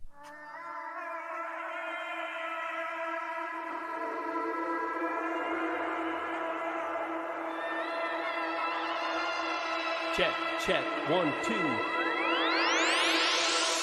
I'm B to the G, it's easy to see what you need, it's attention from me. I'll give you the shout, get back on the grind and you'll be down for the count, trying to breathe. Your favorite is me, now you hate with the diss. All of that hair hanging there like a chick, man, give me a break. You're standing too close to the camera like Nick. Where is the claim that you say Filmora is hate? Call me a thief for the titles you hate. I taught you the rank, you seem to forget it. I hit it and quit it, and you try to walk in my wake. I'm tossing you weight, giving you shine, giving you clout by doing this with my time. And what I'm about, lying you guide, you come to my comfort, but now you're denied. You wanna throw shade. It's too late, I already got it made. You wanna bring hate. Hit the road, hater, cause I'm not phased. If you're messing with G, you're messing with me. The name is Nimmin, I'll bend in a knee. Disturbing the peace, I'll come back into battle and murder a beat. I heard you eat worms like a bird, like a tree. Just like these words of defeat, I think Feeny should draw you and make you a T. They're waiting on me, who's waiting on you? If it wasn't for Johnson, you wouldn't have views or a clue. You wouldn't know what to do. The only extremes I see is your food. This is just weak, yes, I mean to be rude. Change of your scene, technique, everything about you in the future you seek. It's bleak, I don't mean to allude to the fact that you rap.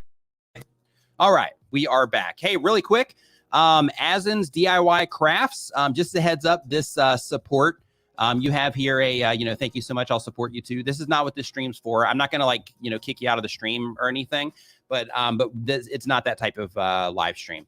Like basically here, like everybody here is like serious, you know, about their YouTube channel and stuff.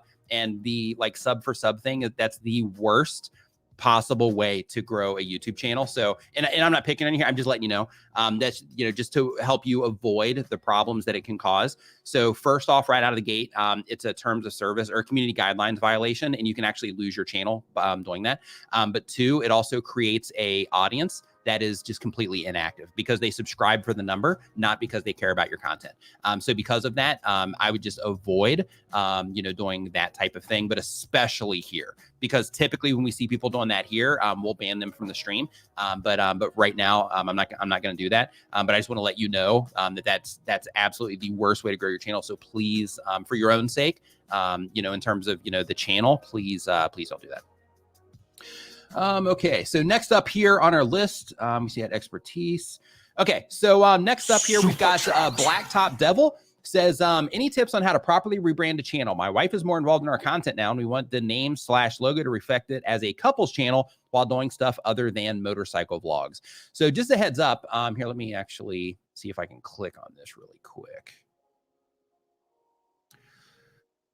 So just as a heads up, if you've grown the channel on motorcycle vlogs, because you're at like 13,000 subscribers right now. If you've grown the channel on 13,000 or to 13,000 subscribers making motorcycle vlogs, then in that case, you probably already have the audience that knows about the family if your wife is in there a lot as well. So, because of that, I think, transitioning into just general vlogs would be fine. But I would still, if you've grown it on the motorcycle stuff, I would still make sure that you are keeping that as part of the theme for what it is that you're doing. But when it comes to just a rebrand, like overall, the idea is just to, to put everything together in a way to where it supports the new direction that you're going to go into, of course. But here, if you're going to just do other stuff other than motorcycle vlogs, then I would just sit down and think about like, okay, all these other things that we're going to do. Like what are those things and how can we reflect that through what it is that we're doing? But when it comes to branding on YouTube, you have like the visual side of things, but then you also have just like your overall value proposition for the channel and, how you express that as well. So the very first step that I recommend that you take is working on your value proposition and just making it very clear on what it is that you're going to offer from now into the future. And the reason that you want to do that is because like the graphics are one thing, right? In terms of the rebrand. So it's like the graphics are one thing. But when it comes to like what it is that you're offering, like that needs to be clear. And if you can decide what it is that you guys are going to be offering into the future, and you can condense that offer down into one small sentence or phrase, then that kind of helps you guide, the direction of the channel as well in terms of the content that you're going to publish. So then as you move forward into the future, you think to yourself, okay, this is the value proposition of the channel or what it is that we offer on this channel. So because of that, does this piece of content that we're considering putting out, is it in alignment with the value proposition, for the channel and what it is that we're bringing to our viewers? So that's the most important part of a rebrand, is just getting that value proposition together to make sure that you are clear in terms of the direction that you're going, and to make sure that that you can express that through a value proposition so that you can make sure that, what you've built so far in terms of 13,000, almost 14,000 subscribers on your channel, most content creators don't get that far. So you're doing awesome, just as a heads up. So because of that, I would just take, what it is that you've got going on here, and I would rework your value proposition so that you can just clearly define what it is that you're going to offer. But I would still mix in some motorcycle stuff. But I would just, work on your value proposition and just focus everything on, serving that audience that is, currently in here, but within the, confines, so to speak, of your value proposition. Like when it comes to like the visual branding stuff, if you wanted to, softening up, because you have like a skeleton, riding on a motorcycle, stuff like that. If you wanted to, of course you could, kind of soften some of that stuff up visually. But, more importantly, like the visuals are one thing, but like, most people, they're not, checking out your channel icon. They're not, doing that kind of stuff. They're watching your video content. So you just have to make sure that, that the content itself is in alignment with whatever direction that you guys are wanting to head. But, at the core of it though, I would go ahead and get together like, hey, these are the specific types of videos that we're going to be publishing on these types of topics. And, make sure that those fit into your value proposition, because all the graphical stuff and, those types of things, those are easy. But the value proposition itself, that can require, time and a lot of thought. Like, okay, if we're going to keep doing this for the next, I'm seeing when you started your channel. So you started this, it looks like in 2006. So it's like, hey, if we're going to be doing this, like let's say for the next 5 years, what exactly is it that we're going to be offering that we can commit to for the next 5 years? And then I would just lean into that. Let's see here. Okay, I think that got all those taken care of. Okay, so next up, I'm actually going to pull this one out of the chat. So if you got a question right now about what it is that you're doing on YouTube, just put a Q in front of that question. I'm just going to pull some random ones out of the chat right now. But you got to have a Q. If you answer that, or if you have a question, you got to have a Q in front of it so that I know it's for me and not just like a side conversation that's going on. Ash Borland, what's up, dude? Hope you're doing awesome. You know, Ash Borland, he actually, for Blacktop Devil, Ash Borland actually makes content on personal branding. So, you know, if you guys are going through the process of, you know, like rebranding your stuff, you might want to check out his channel just for some feedback from him, because that's more of like, you know, that's definitely like his specialty. So, so because this is his, let me see where I can point. Yeah, there. That's his channel. By the way, that's his name. So you might want to check him out just to get some, you know, some more insights if you're, you know, just kind of running around the internet right now collecting information. So just a heads up there. Okay, so first one here, we got Ash, as a matter of fact, here. So there's Ash again saying, any tips for dealing with trolls? They're coming fast at the moment, and it's hard to deal with at times. Any advice as a seasoned creator? Absolutely. So trolls, as they come in, they're, you know, they're trying to disrupt things. So because of that, you don't want to, you know, give them too much attention. You want to start learning. I mean, you already have this. But you want to start learning the things that people say on a regular basis and add those things to your blocked words list. So for example, like WhatsApp, add that to your blocked words list. Let's see here. What else? Text me, add that to your blocked words list. You might even want to take text and put it there, as long as that won't interfere with other types of comments that people are saying. But you know, those trolls that you're talking about, they're just running rampant right now. There's probably going to be some, if they haven't already, even dropping like, you know, dropping information in the chat based around like a shady channel name.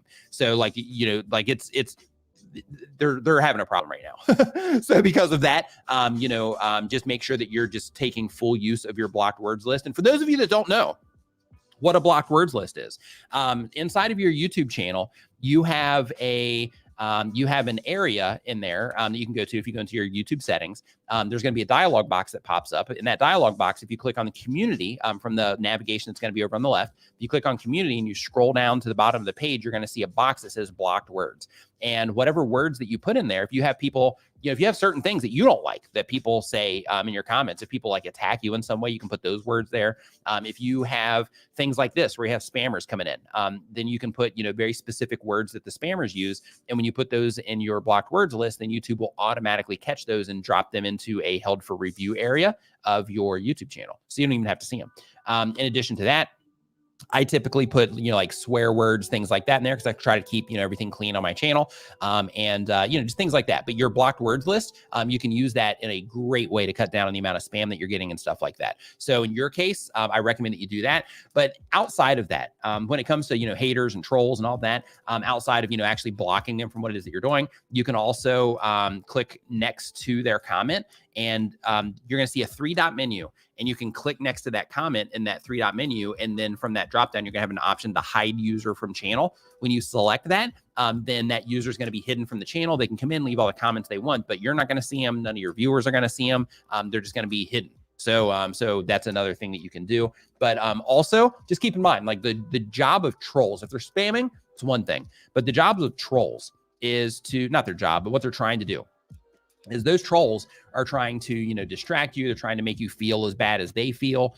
They're trying to, you know, just get into your head. So, you know, the most important thing that you can do there is to just not acknowledge them, and to just take whatever it is that they say with a grain of salt, and just understand like, hey, they are, you know, they're a troll. So, you know, so because of that, I'm going to, you know, just not give them the, you know, the fulfillment of reacting to what it is that they're doing. Let's see here. So take your community tab is, yeah, now they have it that after you have 500 subscribers, they're rolling it out now to anybody that has over 500 subscribers on YouTube, which is pretty awesome. Let's see here. Polls and cabs. Let's see here. I'm looking for those cues. Okay, when is it time to get an LLC or whatever it's called? So limited liability corporation is something that you can get at any time. It's not a requirement, but when you do have a YouTube channel, your YouTube channel is a business. So since it's a business, when you do have an LLC, there are additional fees that are going to come with that. There's additional management that's going to come with that. But at the end of the day, there's also, some tax advantages that you can use when it comes to that as well. Keep in mind, I'm not a financial advisor or a tax person or any of that stuff, but the idea is that you want to look into like the tax advantages of having an LLC. That also is beneficial when it comes to write-offs and basically separating your finances. So like, let's say, for example, you start accumulating a decent amount of funds in your LLC based on what it is that you're doing on YouTube. Then in that particular case, let's say you take a trip to a conference and you're like, hey, I'm flying there. And since I'm flying there, this is for business. Flying there for business. Let's say I'm going to Vid Summit next year or Video Marketing World. It's happening right now. Let's say you're flying there to People of Video in New York, whatever. Let's say that you're flying to one of these places and you're going to go to the conference to learn something. Well, talk to your accountant about this.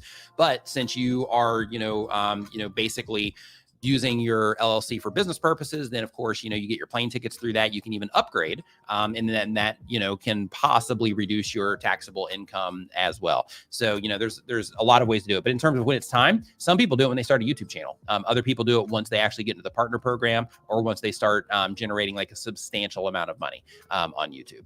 So like in terms of like the time to do it, it's kind of your call on when you want to do it. But, like the sooner that you do it, as everything grows and as, your channel, starts gaining momentum and all of that, having those things in place means that that's kind of less that you're going to have to deal with later in terms of setting all that up and just kind of managing like, okay, well, what have I spent during this time that should have been in the LLC and all the other complications that go along with it. Great question. Let's see here as we keep on going here. So here, I worry that I do not have my niche honed down enough. So what you want to do when it comes to a niche is you want to think of this. So when it comes to niching down, and I hope this helps, when it comes to niching down isn't necessarily like a limitation of what it is that you can do. It's a limitation of who it is that you're doing it for, right? So when it comes to niching down, it's more about who it is that you're trying to reach with your content. And if you can define that, then what that does is that makes it to where you can say, okay, regardless of the content that I'm putting out or the type of content or the style of content that I'm putting out on my channel, is it a good fit for this particular type of person or this particular type of viewer, this particular, demographic that I'm trying to reach? If the answer is yes, then you can publish it. If the answer is no, then it's like, okay, then it's not a good fit. So an example that I like to give for this, since you watch my content, is even though I have videos on my channel about, YouTube help, I also have videos on my channel about live streaming. I also have videos on my channel about different tools related to YouTube. I also have different video editing tools. I have, apps, app videos on my channel because it's all relatable to a YouTube content creator. It all matters to a YouTube content creator. If I wanted to do a skit on my channel, if I wanted to do comedy skits every now and then, which would probably be horrible in terms, I'm not an actor, but I'm not a comedian. But if I wanted to do skits on my channel, like comedy skits, I could do them, but I would need to make them towards YouTube content creators so that as you click on that, skit video, you'd be like, what in the world is Nick? What is this? But then I would grab your attention with something related to YouTube to where you would know right out of the gate that you would enjoy the rest of that video because it would be based around things that YouTube content creators would relate to, right? So when it comes to niching down, it's not necessarily like a limitation on what you can do. It's just a limitation on, like I said before, who it is that you're doing it for. Hopefully that helps. Community tab for 500 plus subscribers when? It's already started rolling out to a lot of people. So if you don't have it yet, it should be coming relatively soon, but they've already started rolling it out. So some people have it, some people don't. So they're rolling it out right now. Let's see, as we keep on going here, how do I improve my impression rate? So improve your impressions by making content that people respond to better. And I know that's not the answer that you want to hear, but that's the answer that that is correct. And basically how it works, and I'll actually show this, and I show this, from time to time in live streams, but in your case, because you specifically, mentioned impressions, I'm going to show you something here really quick. But basically when it comes to impressions, let me find this particular screenshot. Un momento, por favor. But when I find this particular screenshot, basically, I'm not even going to find it. I'm just going to tell you, actually. So basically, when it comes to getting impressions on your video, YouTube tells us that when people don't watch your videos for a longer period of time, that it can limit the amount of impressions that you're getting on the platform. In other words, when people are enjoying your content, when they click on it at a high rate and they enjoy your content at a high rate, it's more likely to get shown elsewhere on the platform to other viewers. When people don't click on it when it's presented to them, then that means you just wasted that impression, right? So the more impressions that you waste, essentially, in terms of people not clicking on it, then the less that YouTube is going to surface your content, because they're going to prioritize content that people do click on more and that people do enjoy the content when they click on it. So because of that, you have to get good at getting people to click on content and then getting them to enjoy your content once they do click on it. That's why I always talk about, a learning curve. Like, a lot of people come onto YouTube and they'll quit because it's hard. But a lot of people come onto YouTube and they won't consider that there's a learning curve. They'll just publish videos and they expect YouTube to just, make their videos blow up. But it doesn't work that way. If YouTube tests your videos on a homepage of someone and somebody doesn't click on it, then that's kind of like a negative point for you. If they test it on another person and they don't click on it, it's kind of a negative point. If that keeps happening, then YouTube's eventually they're going to stop showing your content and they're going to show content that people are responding to. Same exact thing goes to, if they click on it once they actually start watching your video, how do people respond? So they're watching your video. Are they getting a great experience from your content? You can see this in your audience retention reports if they are or not. But if they're getting a great experience from your content, they're making it to the end of your videos, they're clicking on more of your content, they're subscribing, they're liking the video, all those positive signals they're given to YouTube. If that's happening, then YouTube will show your content to more people, and those videos will continue to get views over time on the platform. So it comes down to just making content that people respond to in terms of clicking, and making content that people respond to and that they enjoy in terms of, how they interact with the video when they're watching it. Let's see here. Is it good is it good to put person things on my community tab, or just video topic type stuff, personal things? So you can use it in a bunch of different ways. So the personal things are good. So let me back up on this. So with YouTube, a really awesome thing about YouTube is that you have people that enjoy content because of the information that they get or because of the experience that they get from it. And then you also have another side of it to where people enjoy the content because of the creator as well. So when you're putting things in your community tab, what you're doing, if you do personal things in your community tab, like, hey, we're at this, place and we just had this great meal, whatever the thing is that you're sharing, then in that case, that gives your viewers an opportunity to, just have like little glimpses into your life. Same exact thing with YouTube stories once you get that feature. So when you use it in that way, that's one way that you can help the people that are interacting with your videos, that you can just give them more insights into you to help them get to know you better. So because of that, you can absolutely, drop personal things in there. You can also drop things that are related specifically to the audience in there as well. But you can do fun stuff also, behind the scenes type content. You can even make unlisted videos if you want, and, publish them in there as well if you want to. Just like, hey, I'm working on this video. This is kind of like the setup that we have for this. And, it's kind of crazy, and just talk to them like, hey, these are all the things that we had to do in order to set this up, blah, blah, blah. And, just kind of use that as a way to, help the people that are interacting with your content get to know you better. Blacktop Devil. Welcome to the Nimminati. Welcome to the Nimminati. Make sure that next time you get the chance, let me pull up the thing here. Go to nimminvip.com. That's going to redirect you to our members only Facebook group. When you are on that members only Facebook group, make sure you fill out all the information on the way in, and then I will add you as soon as this stream is complete. Looking forward to seeing you over there. Let's see here. Next question that we have here on the list. We did the niche, improving impressions. Is this it? Cue the question. That's it. Let's see here. So as we keep on going, let's do, hey, Nick, I found a channel that has my same name. Should I be worried? They also do music, but I have the URL already. Okay, you're good to go. So as long as you have the URL already, then you are completely good to go, because in that way, there'll be some people that will go to youtube.com/Drew Project because of them, and they'll actually land on your stuff. So you're perfectly fine. Yama says, is foreshadowing a good way to give people a taste and look into what happens within the video and hope they continue to watch? It is. So foreshadowing is okay.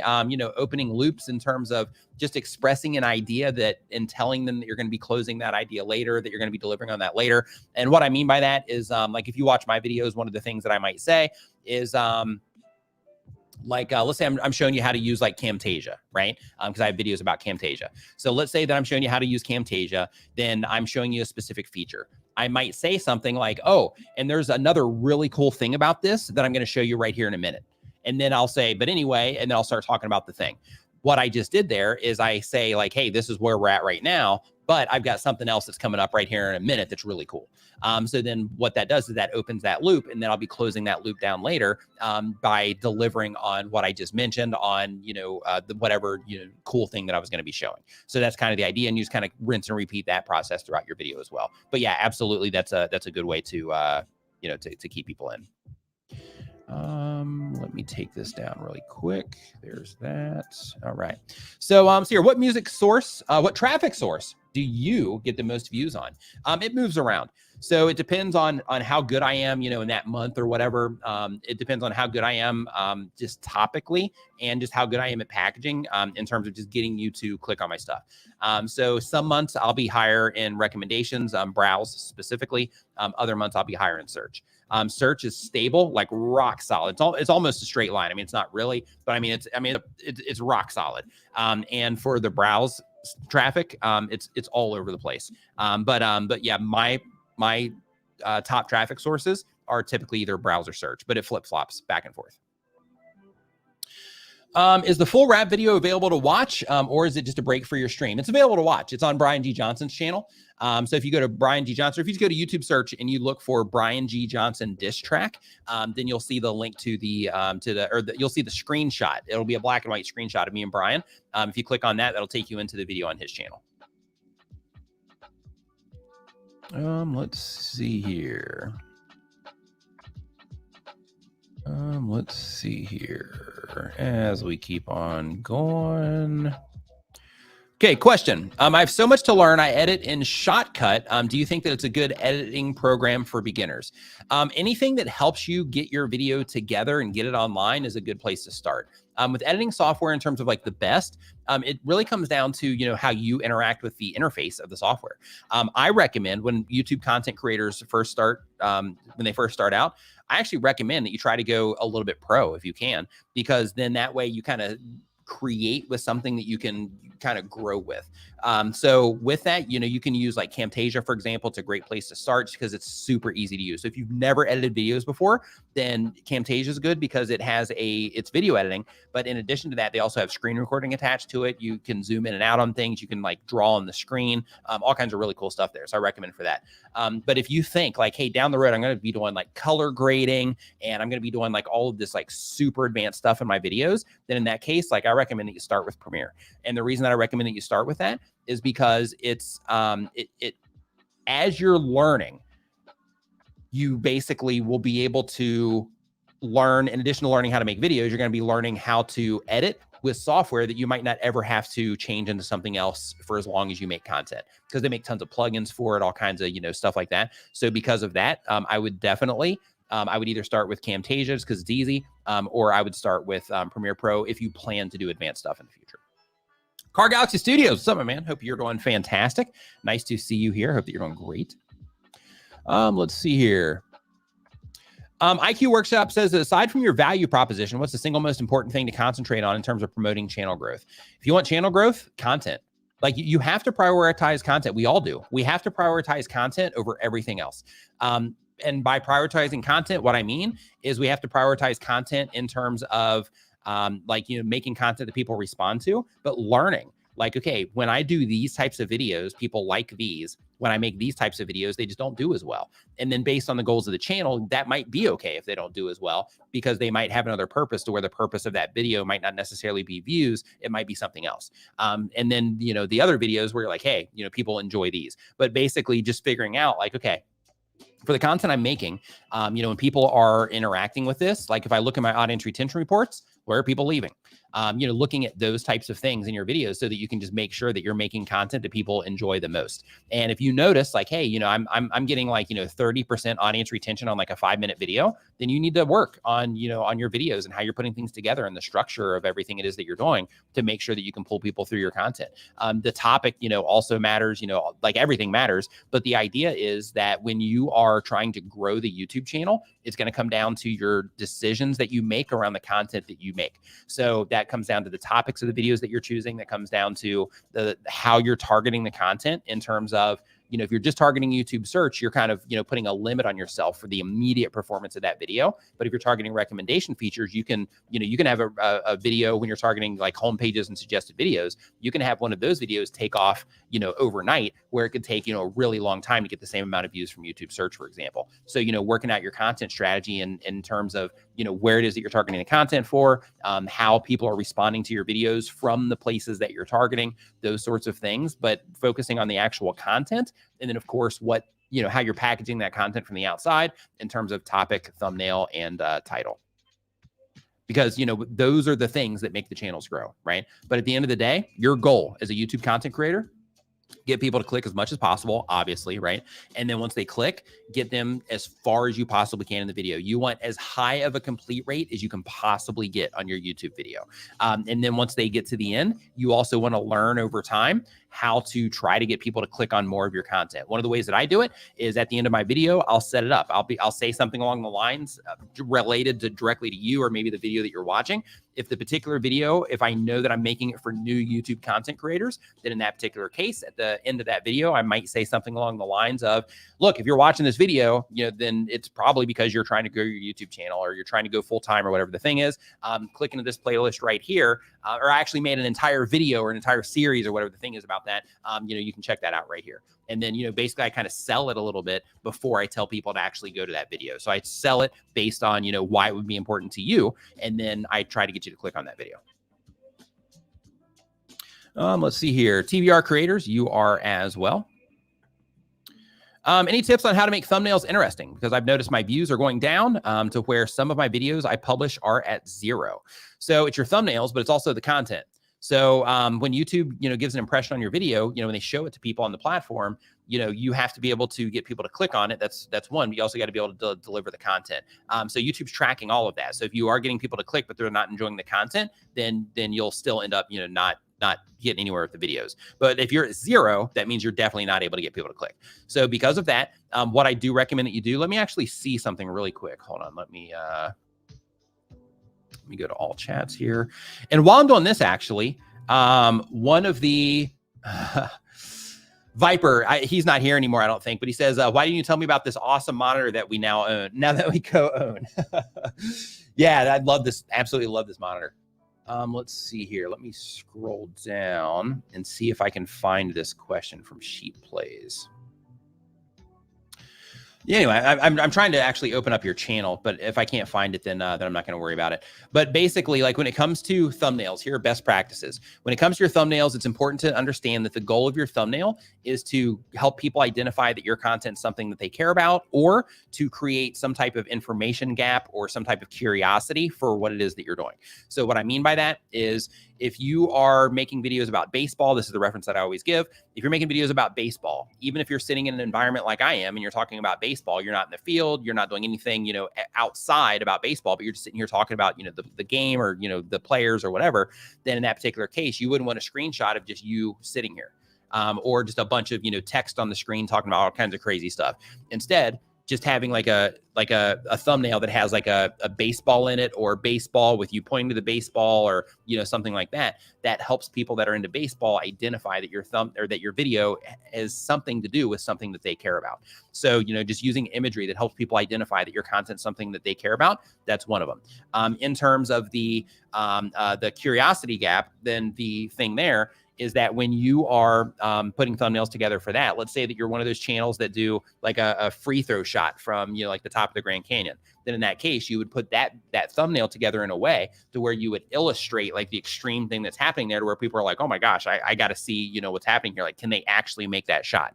Right. So the idea is just to think through what it is that you're doing. The idea isn't to just like make a pretty thumbnail. The idea is to think, okay, is this going to help people identify what, how this relates to them, or is this going to create some type of curiosity or something for the people that I'm trying to reach? Let's see here. Yeah, so Daniel Batal actually came in. You might have left the chat, but he actually came in and explained to everybody on that particular one. And on that one too, you can't actually do it as like a bulk thing. You actually have to go into each individual video for that. So I misinterpreted your question. I was thinking that you were talking about like the search terms that you were coming in for, not thinking that you're wanting an actual like list of videos. So my apologies on that. Hey, thank you. Yeah, I actually do that for fun. So like after the live streams, not after the live streams, but like after, at the end of my day or whatever, like my girlfriend and I, like, we'll sit over there and we'll make like instrumentals and stuff. And then like sometimes I'll like rap on them and stuff, because I used to do that for fun like back in the day. So I'll just do that for fun like anyway sometimes now too. Just something fun. Let's see here. How long does it take for YouTube short to blow up? And can more than one short video blow up at the same time? Yes, more than one short can blow up at the same time. In terms of how long it takes, it can they can blow up like out of nowhere. In some cases, it'll take like 3 days. Other cases, it'll take, like a week or a month. So just YouTube has to collect the data from it to understand who it is that enjoys it the most. That's it. And then once they detect that, then they'll show it to more people. As long as they keep responding to it in a positive way, then it'll just keep getting views and keep getting views until it blows up, essentially. Rebellious, this is a good idea to put a number in the corner of thumbnails of a series of video like a gaming channel. I would not do that. If you do that, then what you're doing is you're suggesting to people, without them even thinking about it, you're suggesting to people that they need to watch other videos in order for that video to be relevant. So I would avoid that if you can. Let's see here. What are the myths of YouTube? This is a good question. So, you guys might want to drop some of these in here too, if there's some myths that about YouTube also, but some myths about YouTube. These are good. So a lot of misinformation about YouTube. People say that, you can use, certain links of songs in your music without any worry of copyright. That's not true. You can get a copyright strike on your videos or a copyright claim on your videos from even small segments. So if you don't have the rights to it, or if you're not using it in like a fair use kind of way, then make sure that you avoid that. Another thing is that YouTube content creators will be like, oh, hey, I'm using all the right tags for my videos. I'm using all the right words in my title. I'm using all the right words in my description. Why aren't my videos showing up in search? The reason that videos don't show up in search, even though you're doing all of that stuff, is because that isn't what makes your videos show up in search. That kind of helps in terms of the context, but what really makes your videos show up in search is when they do show up there, people click on them at a high rate and they enjoy the content. They're satisfied. And then when that happens, then your videos can stay in search and they'll stay there until, somebody comes along that, bumps you out of that spot because their videos perform better. But the metadata by itself is not the thing that makes your videos get search traffic. It comes down to the response that your videos get from search. That's why I'm always telling people to not believe the upside down triangle thing that you see inside of the funnel is what it is, but I call it the upside down triangle thing that you see inside of your YouTube analytics and your click-through rate for each individual video. So I say not to believe that because it's averaging everything out. So what you want to do is you want to go into your traffic sources reports and you want to see, like, if you're targeting search, for example, then you want to see like, okay, how are people responding to this from search specifically? How are people responding to this from the home pages? So that you can just get a deeper understanding of how people are responding to your videos from different surfaces. Other things that people say on YouTube are that the algorithm hates me or that YouTube hates me. The algorithm does not have preferences. The algorithm does not have, it doesn't have an opinion on your content. It doesn't matter if you're making cat videos or if you're teaching people about YouTube. You would think that they would fine tune it to where it's like, hey, let's promote, these YouTube, help channels because they help the platform, but it doesn't. We still play by the same rules to where we have to get a good response. So the algorithms don't hate anybody, even though there are some outliers, of course, like if you're talking about like, guns, or you're talking about certain conspiracy things, stuff like that, then of course, you can get some limitations there. But in terms of, most of the content that's out there, the system doesn't have an opinion. It doesn't have a voice in terms of it not liking your content. YouTube does not, frown upon, content creators. It comes down to how you get people to respond to your content. If you can get people to respond positively and enjoy your content, then YouTube's going to keep showing it to people. If you haven't learned to do that, then you're not going to get, much activity on what it is that you're doing. The same exact thing applies for people saying that new YouTube channels or small YouTube channels don't have a chance. That's completely false. Every channel on YouTube started at 0, and everybody, built to whatever size that they are. And there's channels that started, last year that now have, hundreds or millions of subscribers or hundreds of thousands or millions of subscribers on their channels. There's channels that started, 6 months ago that have already crossed 100,000 subscribers. So, the idea that YouTube, holds down small content creators or new content creators is completely false. Great question. But I've actually got a whole video on YouTube myths, so I recommend that you check that out. Let's see here. Is there any software where I can change my voice for free while it still sounds realistic? Thank you if you answer. Where you can change your voice, I'm sure there is. I know that there's one called, let's see here. What's the name of this? But it has some free options in it. But then the to like open up the library, it's a paid thing. But you can do some of it for free. Give me 1 second, and I'll see if I can find it here. Let's see here. Media Splitter, Magic Bullet Looks. That's not it. Let's see here. It's actually for live streams or live streamers. Let's see here. Razor is not it. I want to say it's like voice something. Give me 1 second. Voice Mod is the name of it. If you look for Voice Mod, that one allows you to, it'll allow you to change your voice, and it'll make you sound like a robot, or it'll make you sound like a baby, or it'll make you sound like a monster, like that kind of stuff. If you are just looking for like, hey, I'm just trying to like process my voice and, just trying to, clean out background noise, things like that. Then in that particular case, you can use something like Audacity. That's free. Let's see here. I think, Adobe Audition is paid. For free. You might be able to do some of that in the DaVinci Resolve video editor, possibly. But yeah, so the I would go with the voice mod and try that one first. Okay, so I'm gonna hop back into the forum here really quick, and we're gonna answer some questions out of here. And really quick, let me check on something. Okay. So let's see here. So in the forum, this one's from Golden Cookie. Golden Cookie says that they upload bi-weekly, and I'm going to be pulling questions out of the chat again here in just a minute as well. But I just got to make sure that I give the forum some love also. But Golden Cookie says they do comedy channel focused on Discord. And the goal of the channel, I'm making videos to make people laugh and to talk in the comments with people who watch my videos because I don't get that much text in Discord. Question. My friend says that my thumbnails look good, but not about the video. I want to know what is the problem about my thumbnails. I'm asking if my thumbnails are good or bad, and if it's missing something and I need some advice. Okay. Never listen to your friends. I mean, listen to your friends because, they'll give you feedback. And if they give you constructive feedback, you want to consider it. But you always want to look at the data that YouTube is giving you and think of how the masses are responding to what it is that you're doing. So if your friends say your thumbnails suck, but you go into your click-through rate and you find out that like, hey, people are actually clicking on this at a decent amount. It's just my videos aren't that great and they're not responding there. That's why I'm not getting more views. Then, you can find that information out in your YouTube channel and your analytics. But basically when you get feedback, and this is for everybody, when you get feedback on what it is that you're doing from your comment section, from your friends, from your family, take the feedback because they might, open something up that you were overlooking or that you didn't think about or something like that. So take that information, but then look in your YouTube analytics and cross-reference what it is they're saying with how people are responding in your YouTube analytics. I guarantee you, if we just pull up a random channel right now, and we could do it anonymously, if we pulled up a random channel right now from anybody here in the chat, and then I asked, is this person's thumbnails good or bad?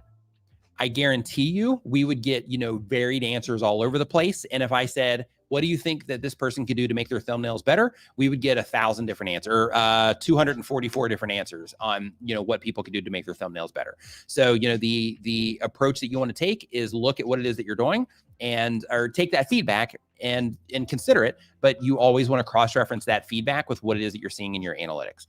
And, to put this into example, I had a period of time where I was uploading videos and I wasn't adjusting the frame rate because I was editing those videos inside of Sony Vegas at the time. Now it's just Vegas Pro. But I was editing the videos there, and they have a thing to where you have to like disable resampling or else you'll get this like weird motion blur. Where I was at in the journey at the time, I didn't even see that motion blur. So when I would export it, I'd upload it to YouTube, I couldn't even see it, right? I didn't even see that there was this problem that I was having. And then somebody in the comment section, they said, hey, I can see this motion blur that you're getting in here. I bet you're using Vegas. You want to make sure that you're right-clicking on the tracks and choosing to disable resample. And I was like, he actually came at me pretty hard. He said like the videos, it makes the videos look like crap or something like that. And I was like offended by it. I was like, wow, he like came at me, like he like really came at me with this. And then I was like, okay, so let's see, what it is that he's talking about. And then I rendered another version by hitting that, disable resample, and I did it on all the clips. And I was like, holy cow, now it's like crystal clear. I don't have this weird like motion blur thing. And it was something that initially I was like, ouch, that kind of hurt. But then, he actually ended up giving me a solid and helping me out by showing me something that I was doing incorrectly with my, when I was exporting the videos. So, always take that stuff. You always take the feedback, but you want to make sure that you're cross-referencing it with how people respond. Because on YouTube, a lot of people think that in order to have a good thumbnail, that it has to be pretty, or it has to have all these graphics all over it, or it has to, do all these specific things. But in reality, it can be an ugly thumbnail, but if people are clicking on it at a high rate, then it's a good thumbnail, even though it might be ugly. So, because of that, you just always want to think that pretty doesn't always represent a good thumbnail. Effective is what makes a good thumbnail. Time is Extreme Roller Coasters. Super chat. Says I was hit twice last week with copyrights by Hawk for a third party. Is that a legit site? I have no idea. I've never heard of Hawk before, but I do know that that there's all types of shady companies like running around with, running around that are issuing things like that. So my brother and I here very soon, we're actually launching a free music service for all of you. Like, everybody here is going to be able to use it. And, you're going to be able to use them in your videos. You're going to be able to use them, stream them in your live streams as well. But that's going to be coming out soon. And, there's going to be people that will, issue those types of things with us as well. But we're going to be giving you, the right documentation and all that stuff to combat it. But this is a really common problem on YouTube. Sometimes, it'll be legit. If you have illegally used the song, then I would say that it's legit. But if you have permission to use that song, or you got that song from a specific source, like let's say you got it from Epidemic Sound or from, like Zenbuster Music or something like that, to where you actually have the right to use it, then in that case, you can, you can dispute that claim. But if you were like, hey, I just downloaded this off the internet somewhere and put it up, then there's a really good chance that, that you are using it, when you probably shouldn't have been. But I would just hop on Google. I would research the heck out of that. I would look for, specifically on Google, look for, copyright claim by Hawk, or, copyright claims by Hawk, or Hawk claim my videos. Like I would look for search terms like that, or search phrases like that, because then you'll have Reddit posts that show up. You'll have all this different information show up that will hopefully lead you into the right place in terms of knowing if it's legitimate or not. Eggamation, what's up? Hope you're doing awesome. Let's see here. I thought there was another one. Interesting. It stopped. Refresh this. Okay, chat posted. Okay. Yeah, I had another super chat come in, and I'm just trying to find it real quick. I had to refresh the page here. Okay, here we go. Super Mike chat. Fish says a channel around reading books for kids. Is this possible without risking getting shut down for copyright issues? Asking for a friend, really? Like really, seriously, like this is for a friend, not just saying it's for a friend. So yeah, like this one's such a fine line. I don't want, like, I'm not going to say like one way or the other, because it's such a fine line. Like I really recommend that your friend, wink, wink, that your friend reaches out to a copyright attorney and says like, this is what I'm doing, so that they can get some feedback, from somebody that would actually be defending it if you did run into problems. Because that's one of those things it's such a fine line, so to speak. It's because basically you're taking the content that's there, you're saying that content, out loud, so you're not actually making something original, but you are because, you know, you're making an original piece of content, possibly adding, you know, images to the screen, things like that. So it's its own unique piece of content, which means that technically it could fall under fair use to where, you know, you might not have to worry about it and it might not be an issue, but to be on the safe side, I would contact a attorney about that, because they would be the ones that would be defending them if, you know, if there was an issue of some kind. Let's see here. And another one we've got, where is this other one? I saw it here. Okay. Yeah, that was the one here that I just did. And then Fit Dad Chris dropped another one here. Here it says, just want to tell everyone that hasn't joined the Nimminati, do it. The personalized help in the members chat is priceless. Thanks, Nick. Thanks, Chris. I appreciate that, man. Thanks for the endorsement there. Appreciate it. So here we did Tommy. Let me scroll down here. We did Mike. Let's see here. Hey, what would be a good way to get our videos in only suggested and browse? I make Roblox and gameplay, so I think suggested browse feature fits best for me in that case. Do I need better CTR? Yes, you just need high response. That's it. So you need a high click-through rate, or at least a competitive click-through rate. And then in terms of when people hit your video content, they got to enjoy it based on, you know, YouTube, whatever YouTube is using to identify that for your content, in terms of, you know, the actual watch time that you're getting on the video itself, the amount of people that are sharing it, the amount of people that are adding it to playlists, the amount of people that are liking the video, the people that are commenting on the video, those types of things. You know, how many subscribers you're generating from that video, those sorts of things. If you can do all of that at a high rate, then you'll get traffic from you know, home pages, from recommended videos as well, or suggested videos as well. When you say that you want only suggested and browse, just as a heads up, like if your topic is something that is appropriate for search and they test your videos there and people respond to it there, you'll get search traffic too. So, you know, there's the intention of where you want it to go, but at the end of the day, it really comes down to how people respond to it from that feature. So one of the things that you want to make sure that you're doing in your case specifically, because you are targeting browse and suggested, is when you are looking at like your click-through rate, your, you know, average percentage viewed, all that good stuff, you want to go into your analytics and you want to look into your traffic sources, but you want to click into your advanced mode, or the see more, click into that. And actually you'll see, like, you know, hey, when people are coming in from suggested videos, or when my videos are being shown there based on the amount of impressions that I'm getting, you know, this is my click-through rate from suggested videos. This is my click-through rate from home pages. This is my click-through rate from search, from my channel page. Like, it shows you like everything.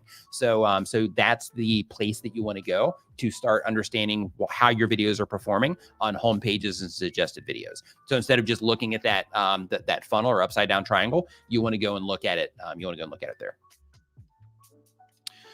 Let's see here. Just like that. So if that was a question, then that would have been it. But the only difference is that you want to put a Q in front of your question. So I'm also pulling them from a form that's in the description, but you want to put a Q in front of your question so I can identify that it's for me and not a side conversation. Let's see here. So Wisco Ted says, I've been trying Camtasia with the free trial and I love it, but I'm not in a position to spend that amount of money to buy it yet. Any other suggestions for screen recording?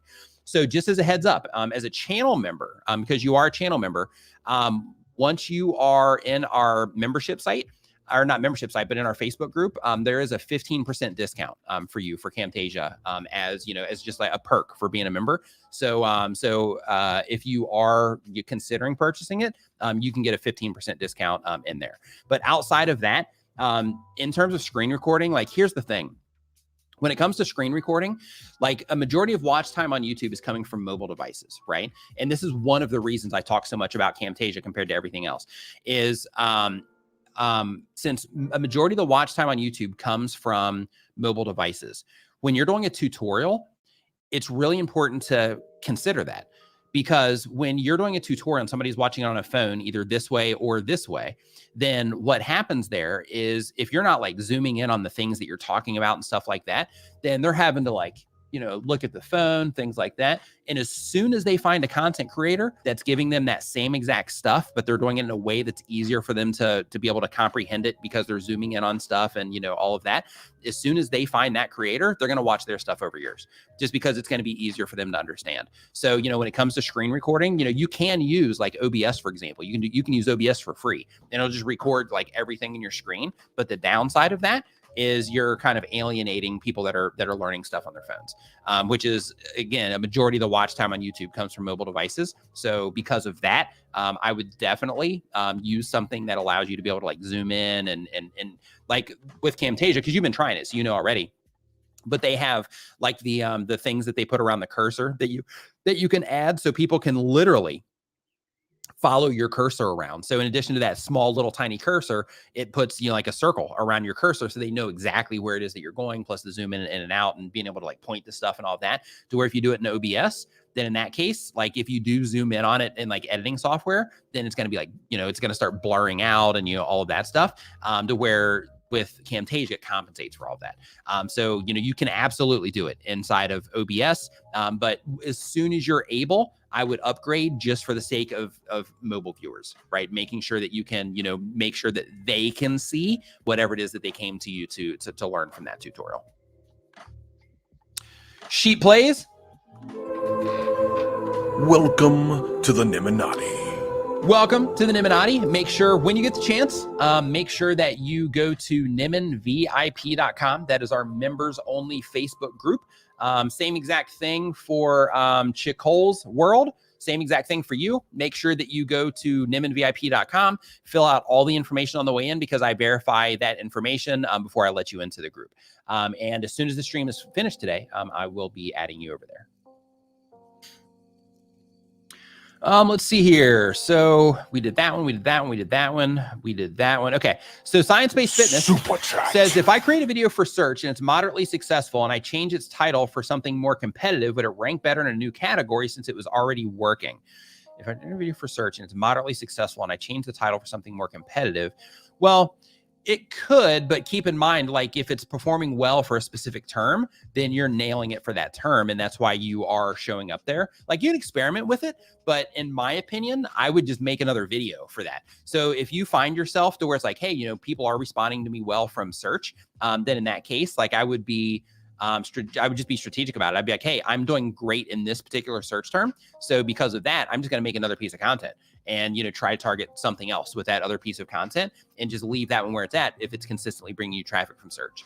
So then that way you don't kind of risk messing that one up for the sake of, you know, trying to, you know, move it to another spot. Like I would just focus on like, hey, this one's there, it's winning, it's serving the purpose of, you know, why I put it out there. And I'm going to make a new one for trying to get into another term. Chicole's World says, hey, Nick, I joined your channel today. Welcome aboard. Welcome to the Nimminati. Says, I'm super excited to learn all that I possibly can. I just started to take my channel serious a month ago. Yeah, that's awesome. So in the Facebook group, you're gonna learn a ton in the live streams there. If you can participate, awesome. If you can't, the replays are also available there. Other little details too, like these live streams, like if you're watching them here, I leave them up. I'll leave them up until I publish my next video. But right before I publish my next video, for right now, I'm actually testing it. So what I'm doing is I'm unlisting these before I publish my next video, and then I'm trying to make them available in the group right after I unpublish them. But I've had like like 2 times that I've forgotten, but other people have been like, hey, where's the stream? So then I've just posted the link, you know, as one of their comments or whatever. But you know, you also get, you know, full access to the replays and all that good stuff for these as well. But you definitely want to hang out in the live streams, or at least watch the replays. And once you get in there too, because you're just getting started. So one of the first posts that you're going to see, you want to basically cycle through the announcements that you're going to see there. And one of the announcements, you're going to see links to all the replays. Thanks, Doug, for doing that, by the way.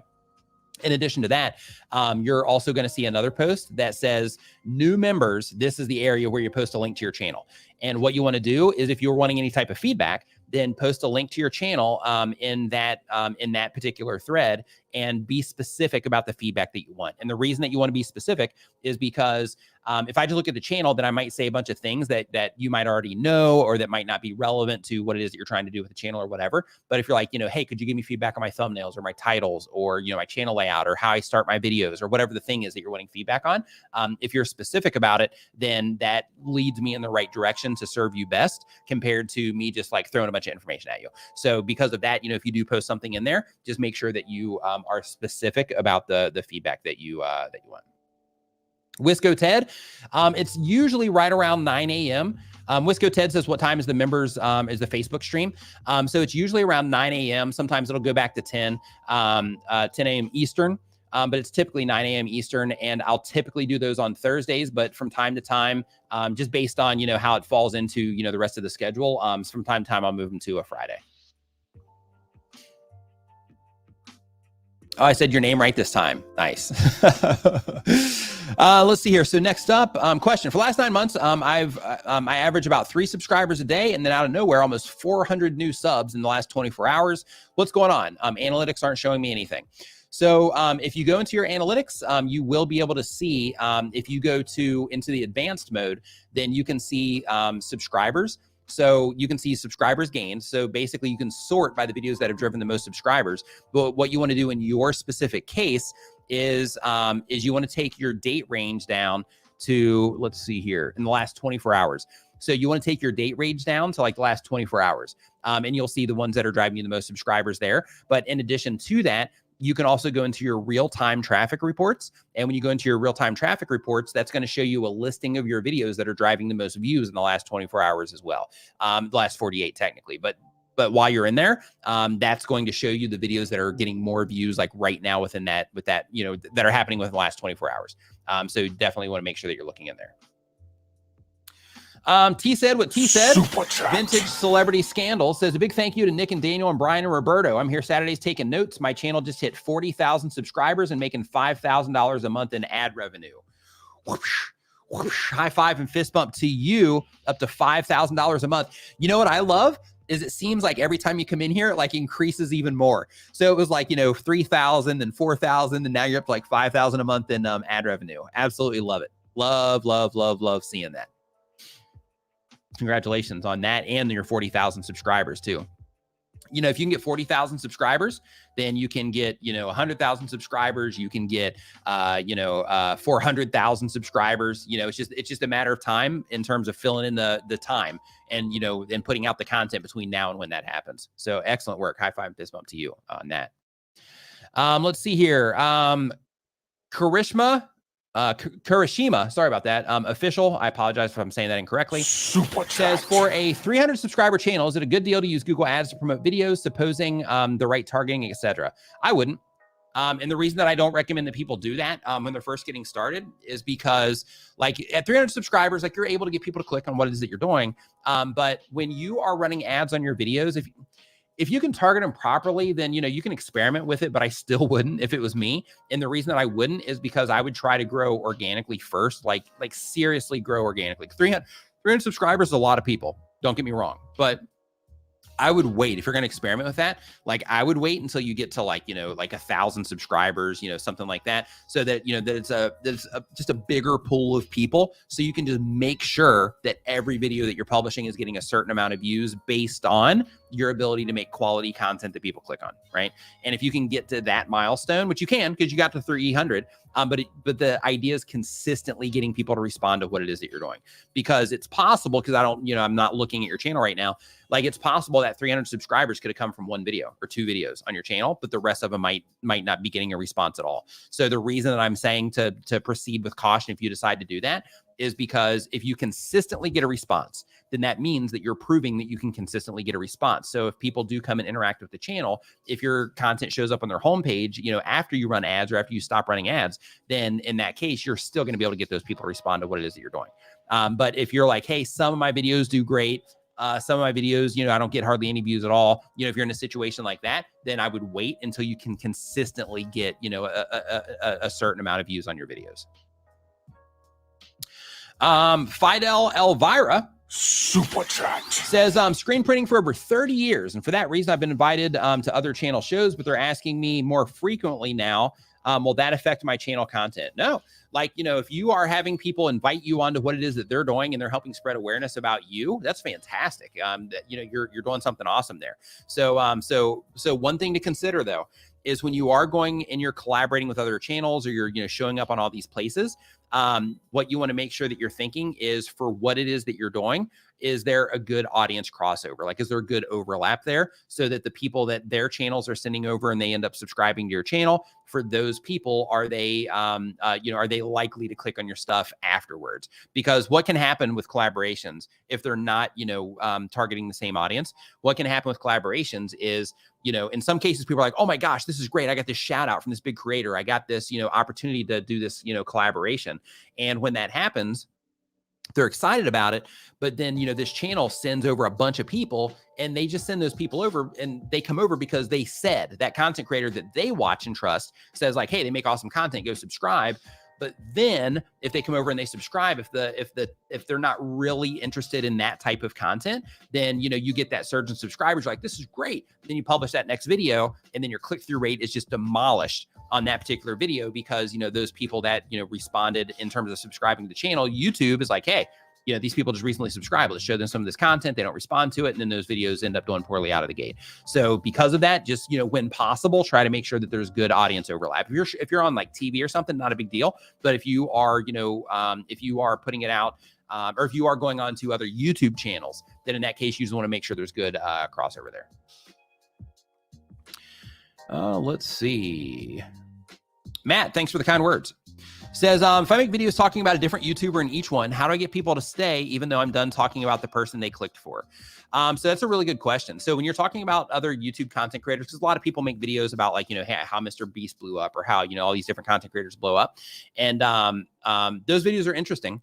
But basically, if somebody comes in and they watch that video because they enjoy Mr. Beast, then that's one type of viewer that you're going to get for that content. But you're also going to get another type of viewer. And that other type of viewer is somebody that finds it interesting. Like, oh, hey, I wonder how that person did get a lot of subscribers, or how, they did do that thing.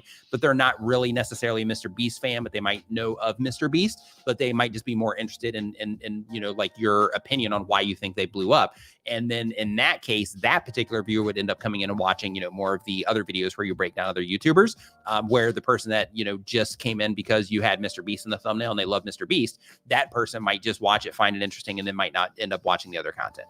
So because of that, I would just be very intentional about who it is that you're actually going after. Of course, you're going to have overflow, but I would just be very intentional about how you're going after, and just keep that in mind when you're packaging the content.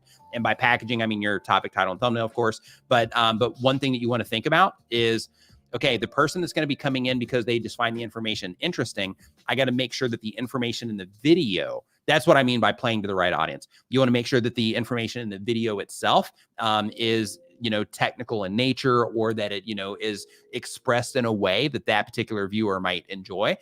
So that they'll come back and watch more of the other videos where you break things down that way as well. To whereas a Mr. Beast fan, if they come in, they might not, they might just be coming in because of him, and they might just be coming in because they're like, oh yeah, I'm just curious to know what this person thinks in terms of, why, they think he blew up. But, they might not even make it all the way through the video because you get technical with the video, right? So, so just being very clear on like which of those people that you're going for, because the one will end up coming in and watching more. The other one, they'll just come in for that one hit video. And then, every now and then when you make an update or something, they might come in for that one. Or if you happen to nail it with another content creator they enjoy. But ultimately, I would just make sure that you are expressing the content itself for the audience that you're trying to reach if you're wanting the people to keep coming back to the channel. Really good examples of these are Patty Galloway. Great example to where he gives like technical breakdowns. So where you got to be into this stuff in order to like really appreciate his videos.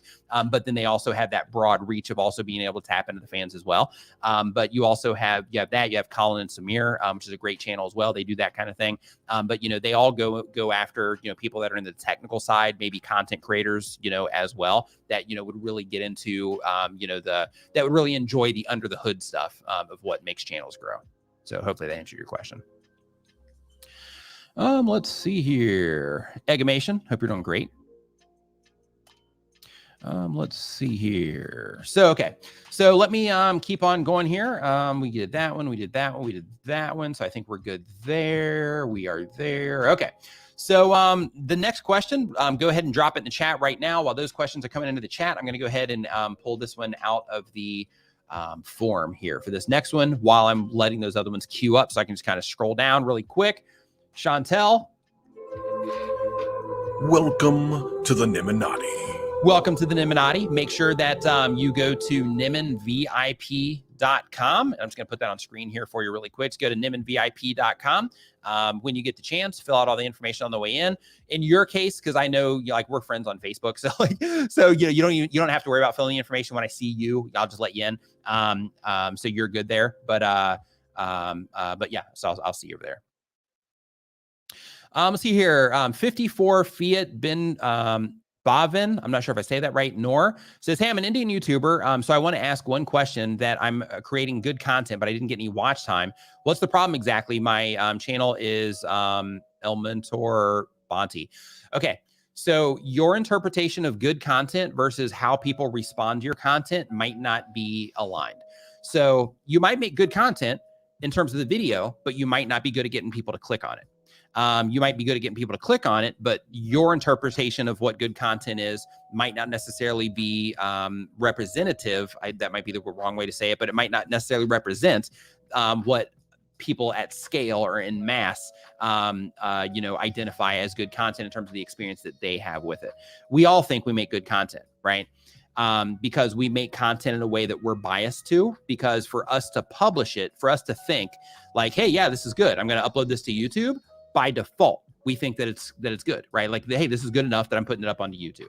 So we're all biased to that. And you might make excellent content. The problem might be that you just can't get people to click on it. But what I'm saying is, just keep in mind that just because you think that your content is excellent, you're uploading it to a platform so that other people can enjoy it. So excellent content is actually defined by how people respond to that content, right? So because of that, just, keep that in mind. But if you're having trouble, I would definitely look, like if the content is awesome, and you're like, if you look in your audience retention reports and your YouTube analytics and you see people watching like all the way to the end, like a lot of people watching all the way to the end, then in that case, then your content's good to go. Then focus on your click-through rate, on your ability to get people to click on what it is that you're doing. 401k and beyond says 900 plus subscribers, hoping to get 1,000 this week. Thanks to Nick for all of your help. I've learned so much. High five and fist bump to you for getting ready to cross 1,000 subscribers on your YouTube channel. And my pleasure. I hope that you are glad, I should say, that you are and happy to hear that you're enjoying the content. Professor Nez in the house. What's up, my dude? Hope that you are doing fantastic. Hope you're doing great, man. Hope that you are doing well. Man, I'm hoping all this stuff gets behind us soon, man, so I can see you at a conference soon.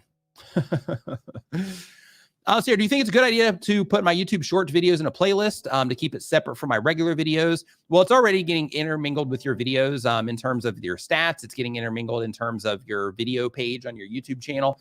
And YouTube already has a playlist that you can put on your channel page for your shorts to categorize them there.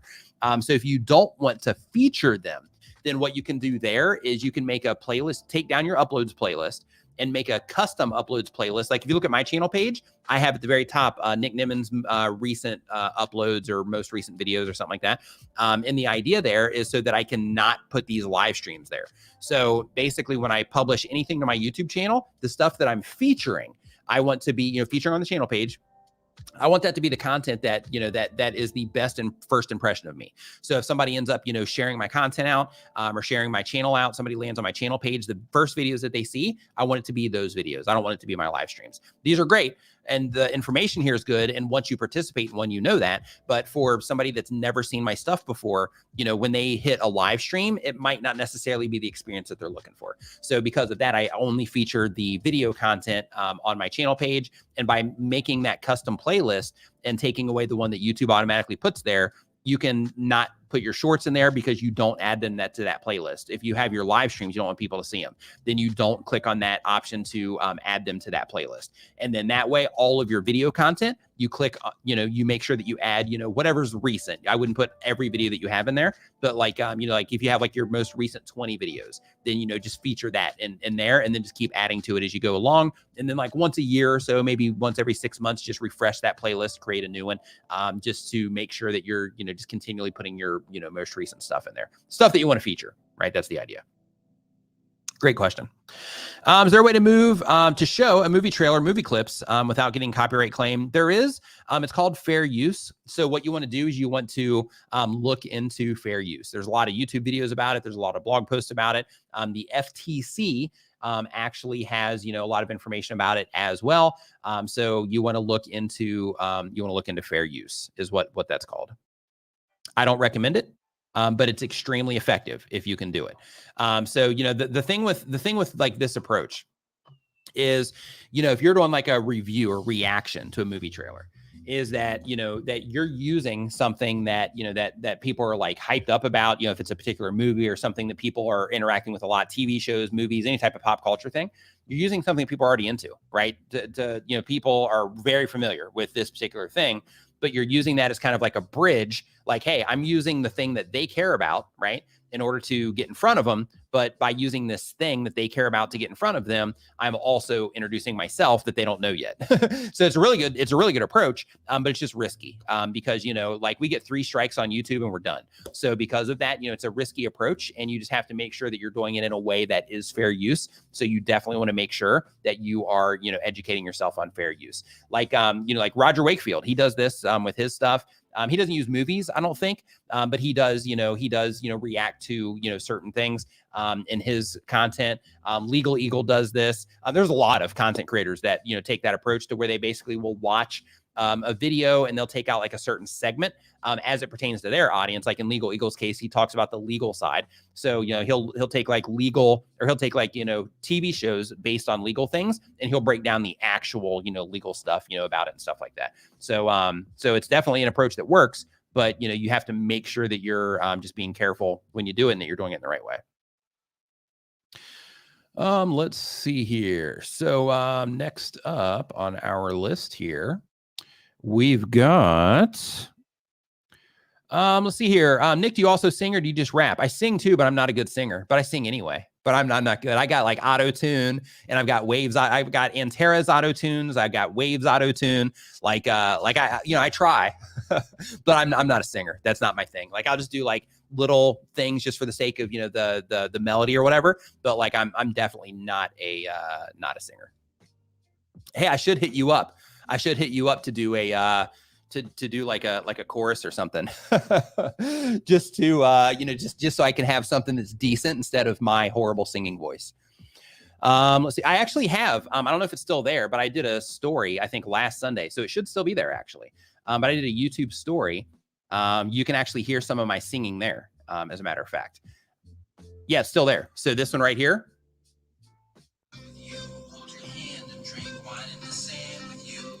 Sunset glowing through your hair. Yeah, so that's my singing voice. So if you want to check that out, then you'll hear my singing voice. Mike Phillips, what's up, man? Hope that you are doing fantastic. Glad to see that you're like out of the hospital and all that good stuff. That was a heck of a thing to go through. So good to see you like back at it. Ambient Dave, welcome to the Nimminati. Welcome to the Nimminati. Make sure that when you get the chance, you go to nimminvip.com. Because you need to fill out all the information on the way in. That's our Facebook group. Fill out all the information on the way in so I can verify you after the stream today. So yeah, so Mike here, who's in the stream right now, said happy Saturday. So he actually ended up with COVID and ended up in the hospital with like, tubes in him and like all this stuff. It was like one of those almost worst case scenario things. So super happy that he's back on the mend, so to speak, and that that he's back to normal. So congratulations on you for making it through that okay, Mike. For everybody else, make sure that you're, wearing masks and, being safe and vaccinated and all that good stuff, just to, give yourself a shot of, not having to go through that kind of stuff, or at least being able to make it out of it, like Mike did, as well on the other side. Horrible, man, watching people go through that stuff. Fidel Virus says my videos have been long and I'm going to get longer to be able to show every task. Is that good or bad? So what you want to do is, in your case, right, you want to look and go into your audience retention reports. Basically, every video on YouTube, YouTube shows us something called our audience retention report. So how you get to it is you go into your content tab, click into the video that you want to see your audience retention report for. And then you want to click into your analytics for that video. And then once you click into that to that, then you can go into engagement. Once you click on that, scroll down, or it'll just be on the first page that you see. You can scroll down there, and then they'll show you like a little graph down at the bottom that shows you how people responded to your video in terms of when they left the video, or where there's little spikes where they rewound it or where they skipped parts. You can see how people are interacting with what it is that you're doing.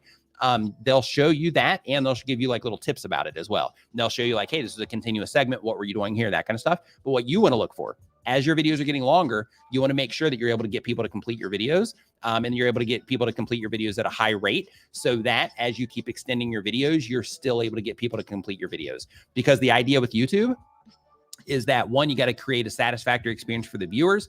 Two, that part of that is getting people to watch your videos for, a competitive amount of time. So that competitive amount of time is typically getting people to watch people to the end, or getting enough people to watch it to the end. And the reason that that's important is because once they watch it to the end, then either YouTube hopefully will show one of your videos in the next up, or you have in-screen elements on your screen, and then they can click on those in order to go and watch more of your content as well. So, when it comes to extending the length of your videos, just make sure that you're doing that in sync with your audience retention reports to make sure that you're able to pull people through that longer content as well. Because, not making somebody watch, but making content that somebody enjoys for 5 minutes is a totally different thing than making content that somebody enjoys for 15 or 20. So because of that, just make sure that you're able to pull people through it. Because if people are only watching your videos for 5 minutes, it doesn't make sense to make a 20-minute video. If people are only watching for 10 minutes, it doesn't make sense to make a 20-minute video, right? So just kind of balance it out with how people are responding. Let's see here. He said he tried to win the championships. Nice. Yeah, it was Mike. It was Mike Phillips. He's like 2 comments above yours here for that particular question. Let's see here. So as we keep on going down the list here, it's difficult to hold viewers most of the time. It is, and that's why YouTube is hard. Like it's like this stuff is, it's tough. Like, like when people first decide to do YouTube and they're like, yeah, I can do this, like YouTube thing. A lot of people will think that it's going to be easy, or they'll look at other content creators and they'll be like, oh, this looks like easy to do. They just grab their camera and they run out in the world and they make videos, or they sit at home and they make their videos or whatever. But what they don't see is they don't see like the scripting time or the bullet point time or the research that's went into the actual topic. They don't see the, how many takes that content creator is making in order to, make sure that they get the right stuff to work with to put together a well-edited video that looks effortless. With vloggers that you watch, I got news for you. Just a heads up, because I've worked with, a nice handful of vloggers. I've got news for you. A lot of the vloggers that you watch and that you're thinking to yourself like, wow, they're just flowing, like right through this thing. Like a lot of vloggers that you watch, like some of the stuff that they do is actually staged for the sake of your entertainment, or for the sake of you watching the video for longer, or whatever the thing is. Sometimes vloggers will end up retaking like an entire section of something just in order to make it a better moment in a video. So, like even from a vlogging standpoint, where you watch it and you think like, hey, there's no way that, I could, retake shots and stuff as a vlogger. Like even with vloggers, like a lot of vloggers do that kind of stuff too. So some people will just record tons of footage and then, work with tons of footage to make a great piece of, to make a great 3 minutes or 5 minutes or 10 minutes. And then in other cases, people are fabricating things or, retaking things in order to just make sure that their vlog is entertaining. Marcus Schwab, great question. Says, is it possible to grow with live streams only? Yes, it is. It absolutely is. But just some quick tips for you. If you are trying to grow with just live streams, make sure that that when your live stream is like when you're streaming, make sure that you're packaging everything up differently for every live stream, and that you are making sure that it's crystal clear for who it is that should be coming into your live stream. So for example, I'm experimenting with a thumbnail right now, which is getting a better click-through rate. Imagine that. But I'm experimenting with a thumbnail right now that you've probably seen in my last handful of live streams, to where I used to have just my face and then just a big Nimmin live logo. And for, the purpose of these streams, it's for, for the people that are interacting with my content on a regular basis. This allows me to add like some personalization to the advice that I give. So, because of that, that's what this is for. But basically, I was like, let me test a different thumbnail to where I'm doing the thing that I'm, always doing in normal video content to where, I'm like, hey, learn about YouTube. So then that way a YouTube content creator sees that thumbnail, learn about YouTube. Hey, I'm a YouTube content creator. Let me come in and hang out in this live stream. So when you're doing live streams to grow, make sure that you're taking that approach, right? To where it's like, hey, I'm making it clear what this is about. I'm trying to pull in that target audience. But also when your stream is happening, make sure that you are considering the replay. Because even though you're growing your channel with the actual live or the content that you're making is a live stream, you're still going to have those live streams available on your YouTube channel. So because of that, make sure that when your live stream first starts, even if you don't have anybody in there yet, make sure that you're like, hey, in this video, we're going to be doing this. Where if you're playing games, hey, in today's video, we're going to be, trying to beat this particular thing. In this video, we're going to be, trying to win, Fortnite without, leaving this particular city. Or in this, in this game, in this video, we're going to be trying to, I don't know, get a certain amount of money within a certain amount of time in GTA or something like that, right? But basically, you want to hook the people that are coming in on the replay, but you got to do that while you're live, right? So when your live stream first starts, don't waffle around with a bunch of stuff. Just get right into like, hey, this is what we're trying to accomplish in this stream today. And if it's not gaming, then in that case, whatever it is that you're talking about, like this is what we're doing today. This is what we're cooking. This is what we're talking about. These are the things that I'm helping you with, whatever it is, you want to do that for the replay value. And as you're going through your live stream, you also want to make sure that as you're going through your stream, that you're considering that replay as well. So when it comes to like interacting with the chat and stuff like that, you want to make sure that you're being very intentional of like, hey, I'm not going to sit here and just call out everybody because I can't, because, if you have like an active stream, like you're going to waste, like a minute of time or 30 seconds of time on all these like shout outs. And on the replay, that's going to add no context or value whatsoever. So just when you're doing your live streams, you just want to make sure that you're considering those types of things.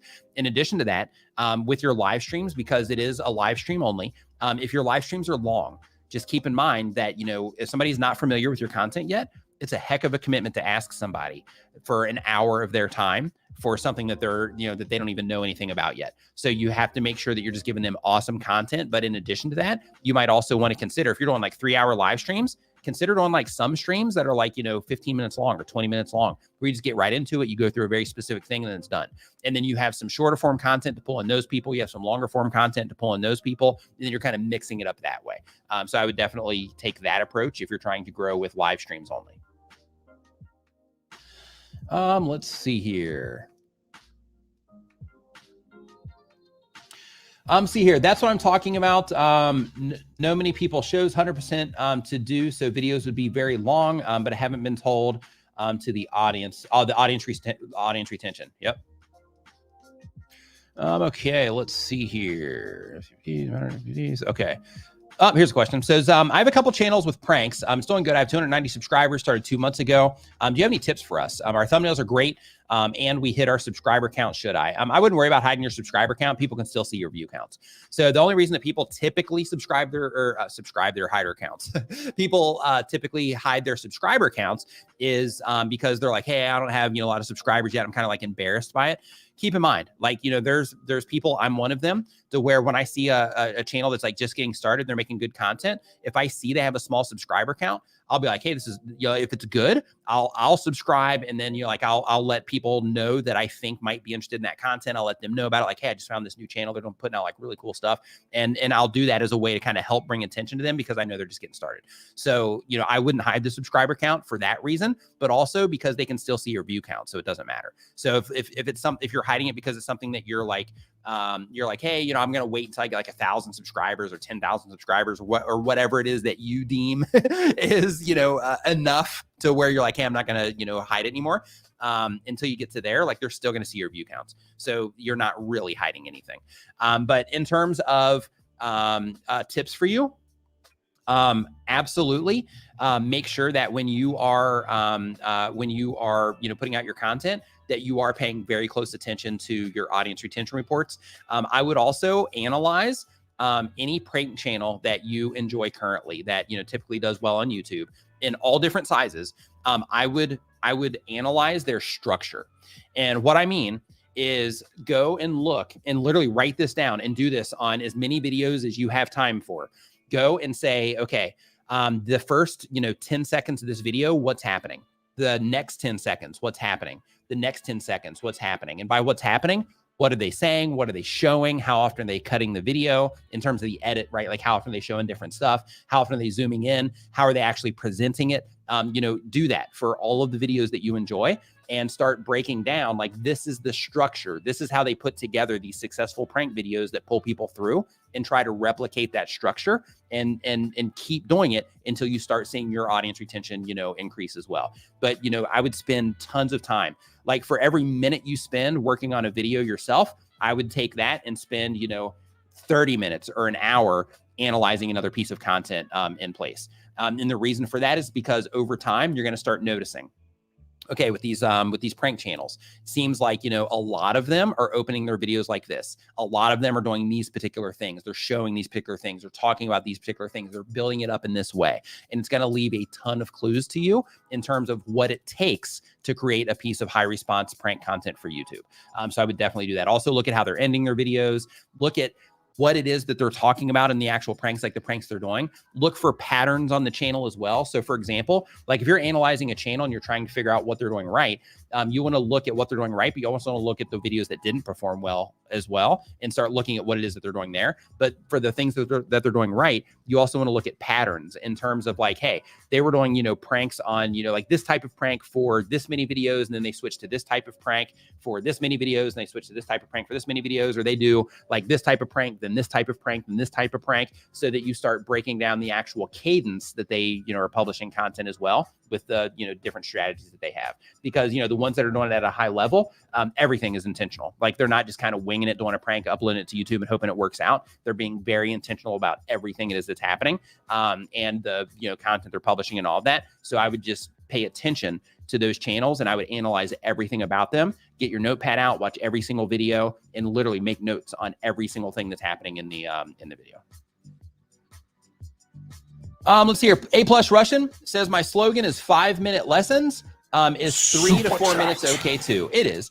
Like if you mainly go for, 5-minute lessons, and that's typically what you do. If you end up having, like some that are like 3 and 4, it's fine. Like if it ends up being, shorter form like that, nobody's gonna be like, oh my gosh, your videos are typically 5 minutes. This is ridiculous. I can't believe that you made a video that's 3 minutes long. I'm out of here. Like that's not going to happen. Like don't even worry about it. So yeah, if you typically make 5-minute lessons, but you have some that are 3 or 4, perfectly okay. How do I compete with bigger reactors? For example, I make a video for the Spider-Man trailer. It's a huge video and I put out the same day. Feels like I get lost in all the reactions. Should I wait? No, you shouldn't. You should go for it. And the reason you should go for it is because, when other people are also putting out those reactions, all you have to do is connect with one. All you have to do is connect with one with a high response piece of content in terms of people clicking on it and enjoying your review, or your reaction. All you have to do is connect to one of those videos that are getting a decent amount of views, and some of that will flood over into yours as well. So keep doing what it is that you're doing. Don't worry about getting lost in the reactions. What you need to focus on is worrying about your ability to get people to click, and looking at your audience retention reports and your actual videos to make sure that you're making content that people enjoy as well. Because if you do those things, then your videos will continue to get surfaced and you'll continue to get those opportunities. If you are not doing those things and people aren't responding at a competitive level, then you're not going to get that opportunity to end up consistently getting placed next to somebody and being able to get traffic from what it is that they're doing.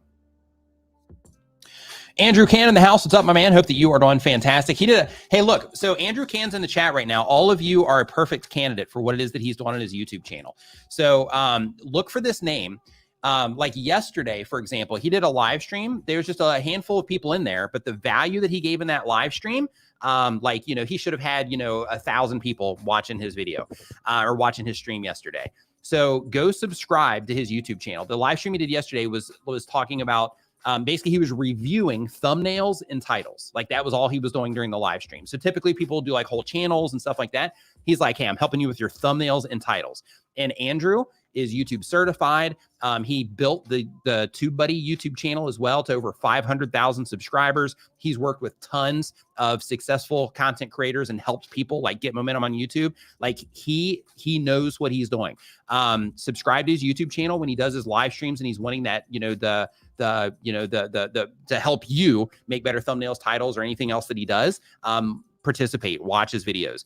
Really smart guy when it comes to YouTube. So make sure that if you haven't yet, that you go to his YouTube channel. Doug, if you want to drop a link, or anybody that's a moderator, if you want to drop a link, go to his YouTube channel and subscribe. You'll be glad that you did. The Guard, what's up, dude? Hope that you're doing fantastic. Nice to see you in here.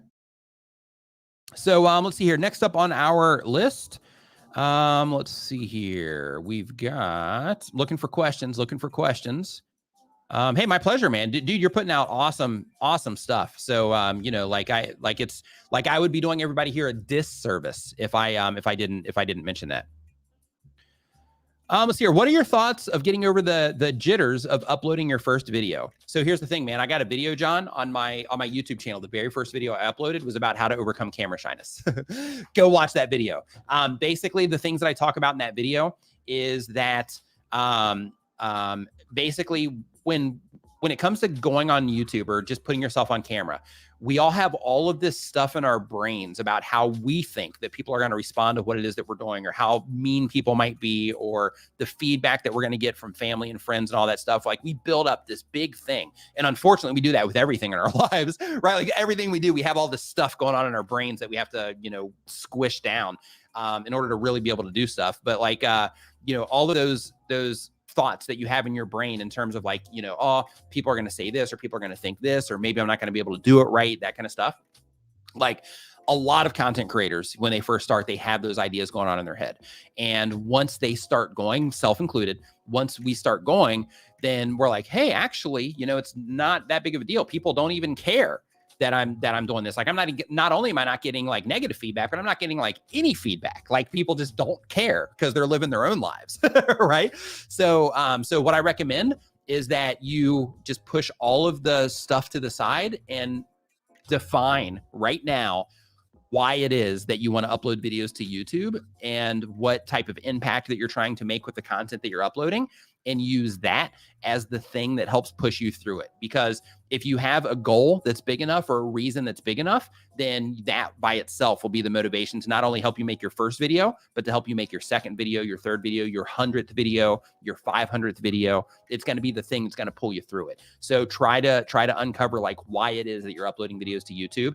And I don't mean like because I want a lot of subscribers. Like, that's not what I mean. I mean, like, I'm trying to help people in a very specific way.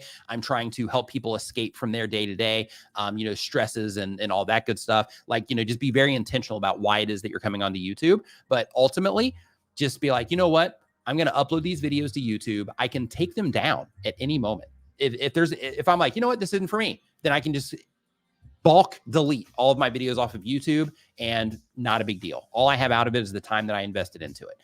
So, you know, because of that, just make sure that you're like, hey, I'm going to push all that stuff aside, and I'm going to do this for me, for this reason. Right. And then do the thing. I really recommend that you watch that first video. And it's a mess, to be honest with you. It's my first video on YouTube. So it's a mess in terms of, like, I made some huge mistakes when I was making that video, but the information is solid. So I really recommend that you watch that video. Let's see here. He does rock. Absolutely. As a matter of fact, he rocks so much, he sent a $5 super chat. Says, check is in the mail, Nick. Seriously, thank you. My pleasure, man. Seriously to you though, like I said before, I would be doing a disservice if I didn't mention it.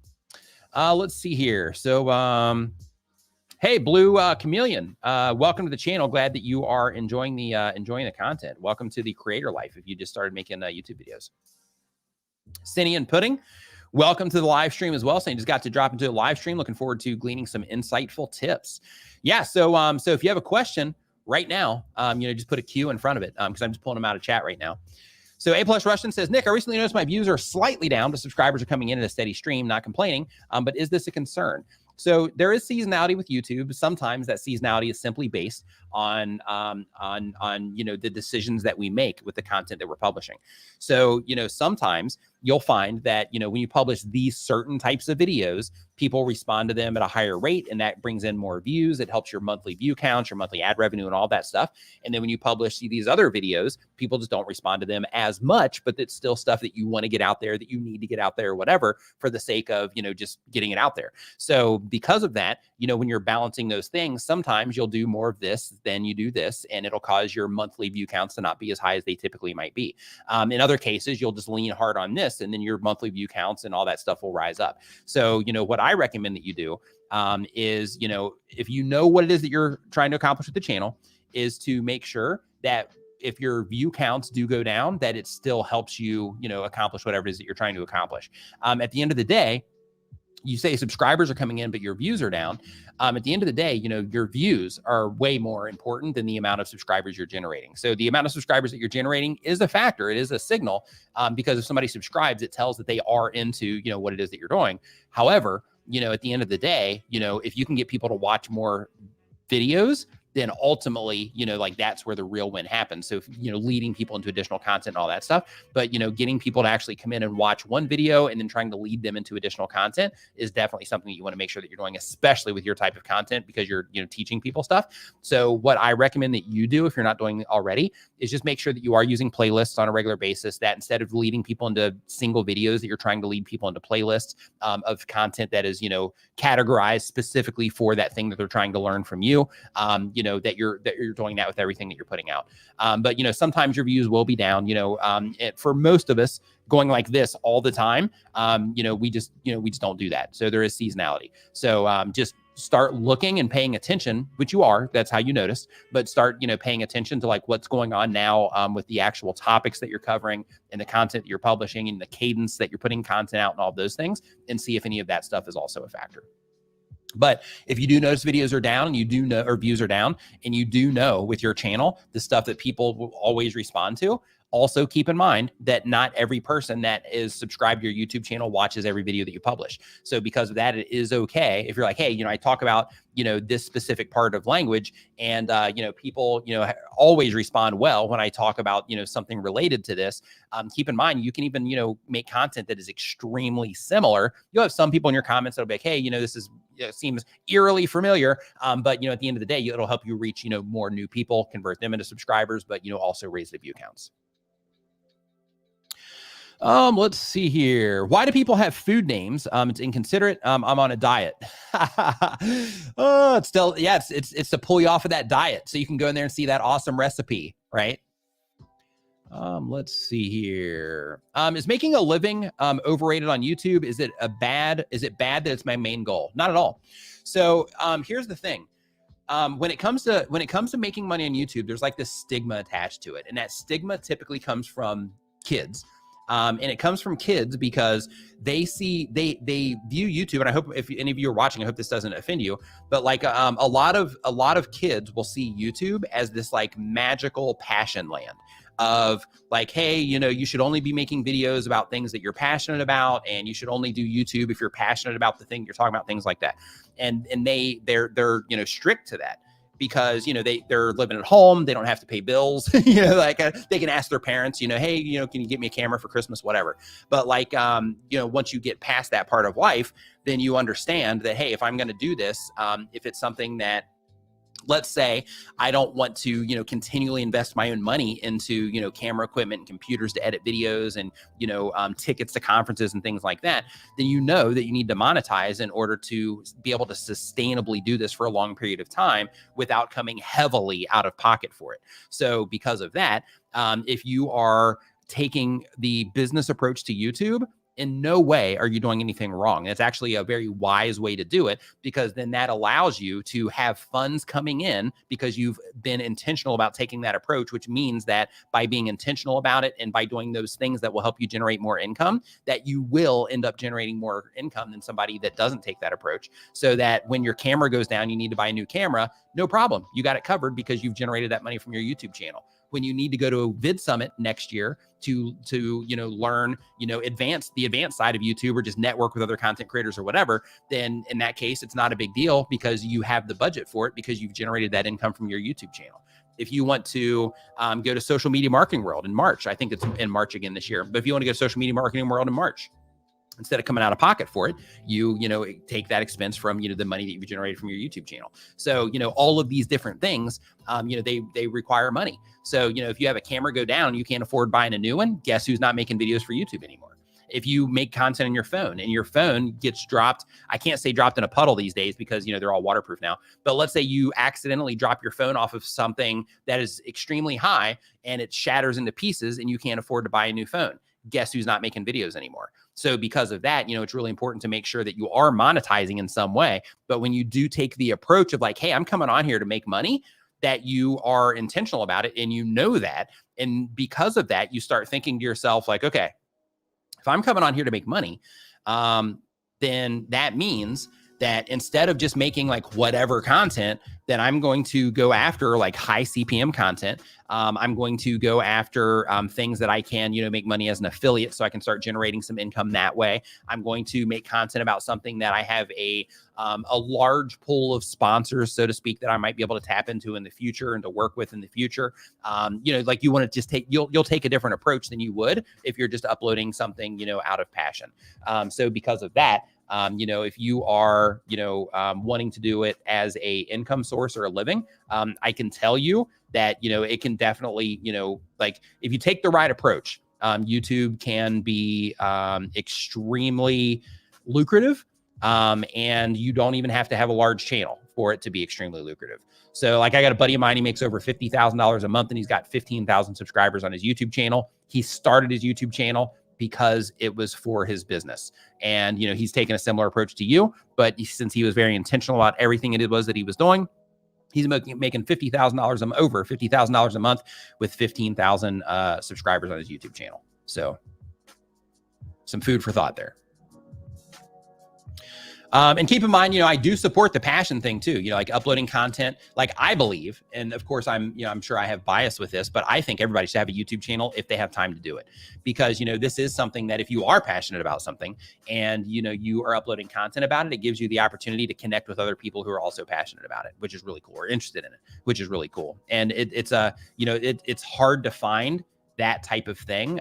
Even, like you can find it in Facebook in groups, you can find it in Reddit in groups, but there's just something different about YouTube. Like when you connect with communities around what it is that you do on YouTube, it's just different than it is, at least for me, than it is on the other platforms. Let's see here. I learned many things from your video when I first decided to make my channel. That's awesome. Thank you. Thank you for the kind words. I hope that your channel's doing awesome. Are you still on channel reviews and Facebook for Nimmin members? I am. Yep. So basically like, there's a specific post and basically just every week, we go through whichever ones. So, sometimes we'll get through like 3 or 4 channels in one stream. Other times we'll just go really deep on like a channel or 2. It just depends on the content. It depends on, the specific things that they're, wanting, me to look at, that kind of stuff. But yeah, we still do that in a group. Yeah, I mean, you're a member, so you should get in there. Get in there. Like if you're not already, like get in there. Make sure, like, just go to Nimmin VIP. That'll redirect you right to it. And right after the stream is over, I will I'll get you in there.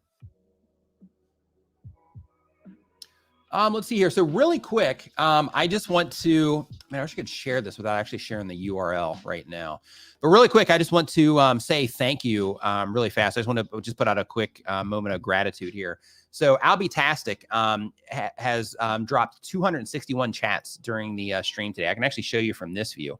But like right here, you can see on this screen, Albitastic right here has dropped 261 chats during the stream. Extremely chatty here in the conversation today. Magic Flying Potato at 212. Drew Project coming in at 3rd with 157. Doug Houston, 152. Rock Climbing Grandma at 87. Chantel Hills at 86. So I just wanted to say thank you, for those of you that are, just most involved here in terms of just the interaction. I just want to let you know that it's appreciated.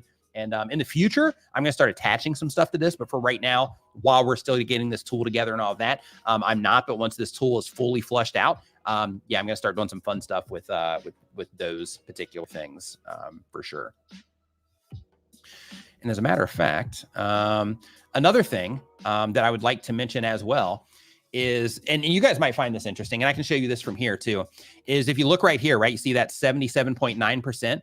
So right now we've got 50 people chatting in this stream right now. And we have 176 of you that are lurking, that are not chatting.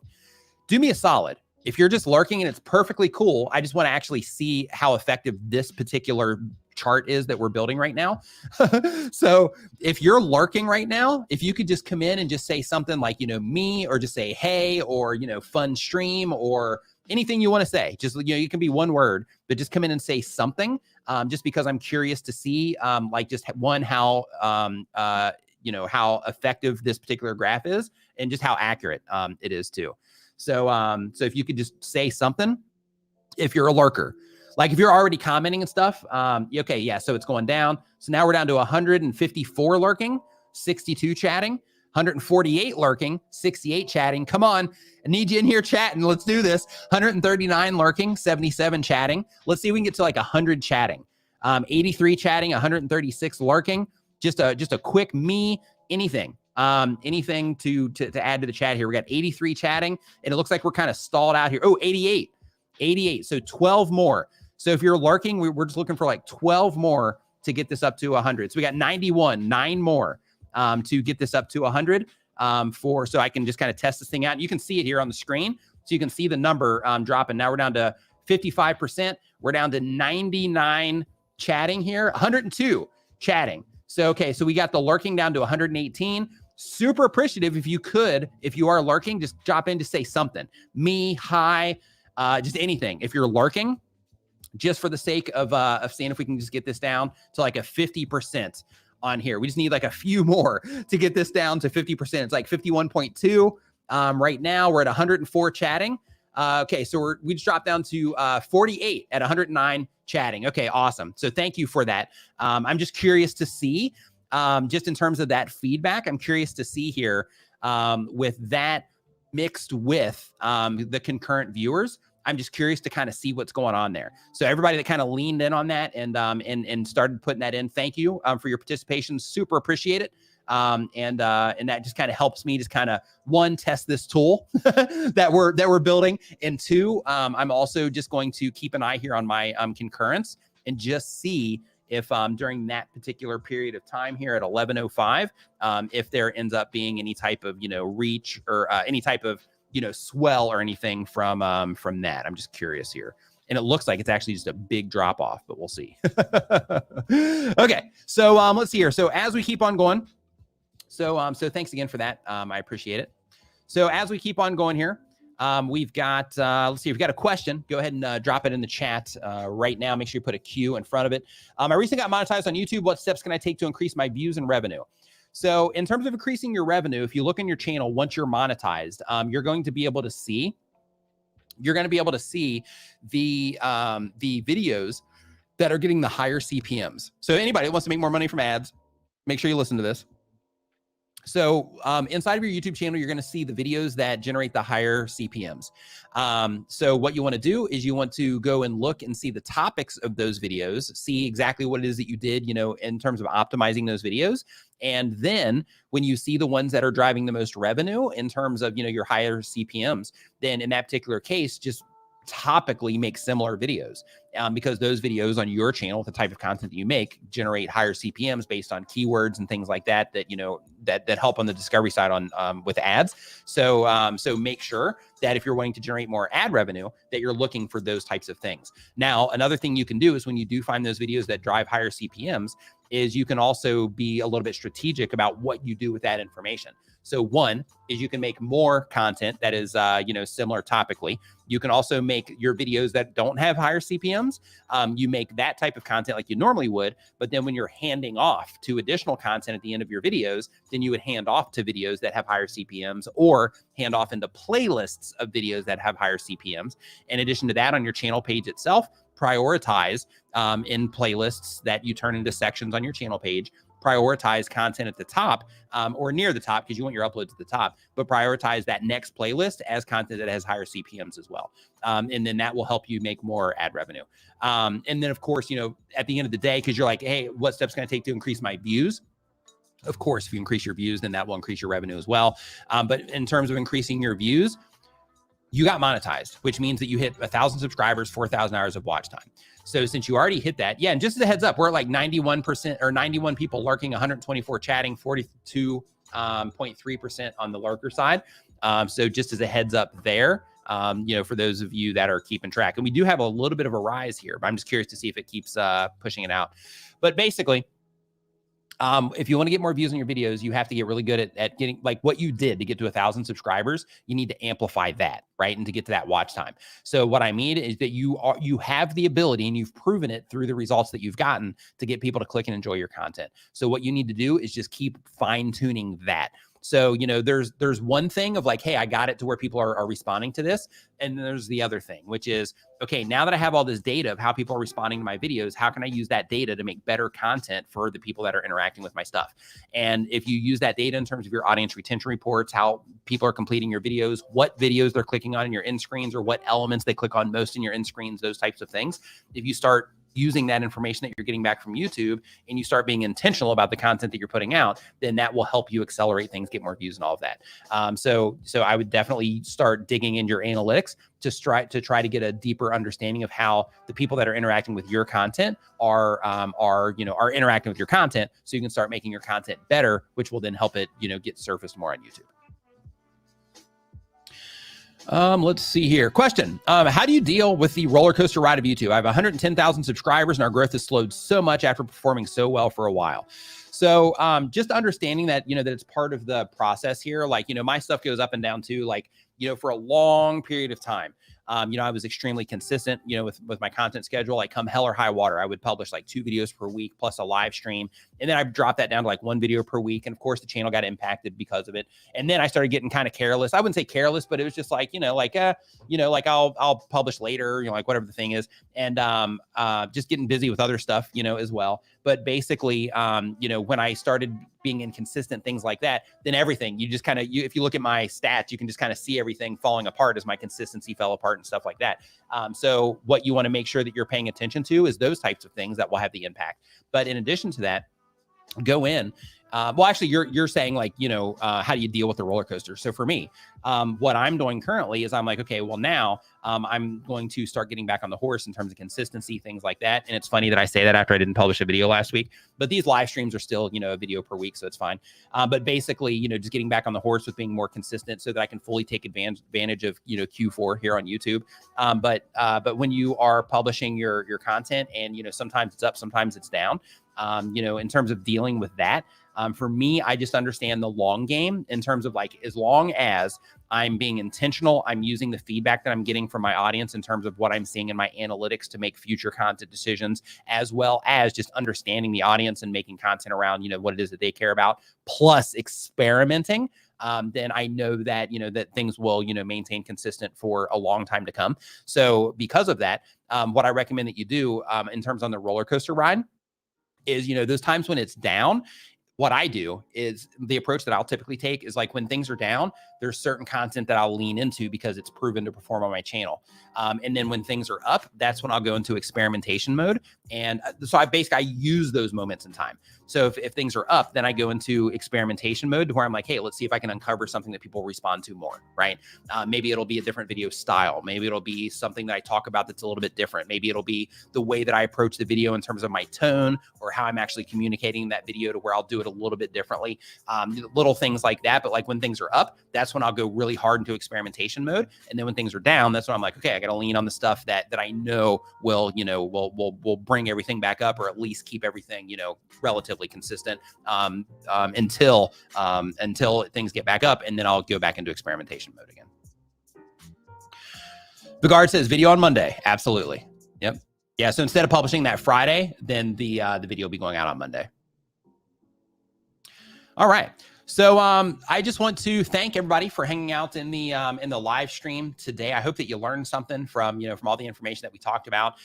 As you know, I know like a lot of you that are hanging out in the live stream, I know a lot of you are like just getting started on YouTube. So, you know, a thing that I like to say at the end of my live streams is that, you know, during these streams, we talk about a lot of different stuff because we have all these different questions that come in. And because of that, there's just a lot of information that comes out.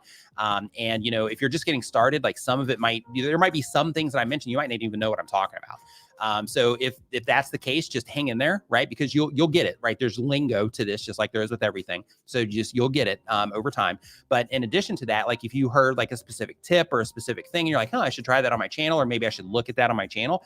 Like instead of taking all the information saying, okay, I got to do all this stuff, which can be overwhelming, say, okay, out of this stream, I'm going to walk away with, like this particular thing or these couple of things I'm going to work on for like the next week. And like how Nick was talking about audience retention reports, I'm going to go in because I've never looked at that before. And I'm going to go in and I'm going to find my audience retention report so I can start seeing, how people are interacting with what it is that I'm doing. I'm going to start looking and seeing what my click-through rate is so I can be informed on how people are interacting with what it is that I'm doing.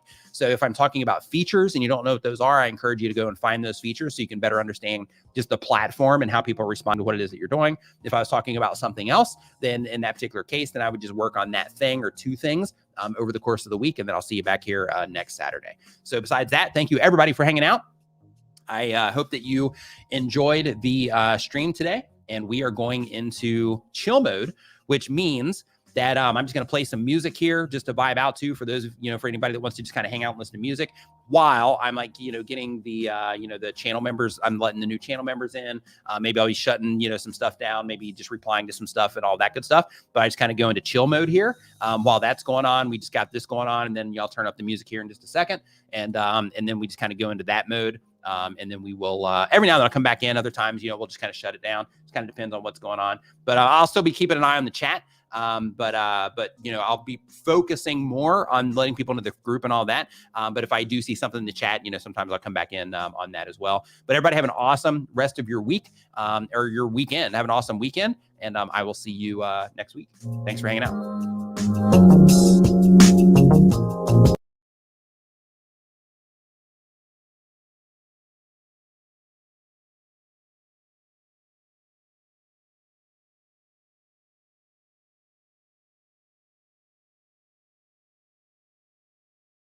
Yeah,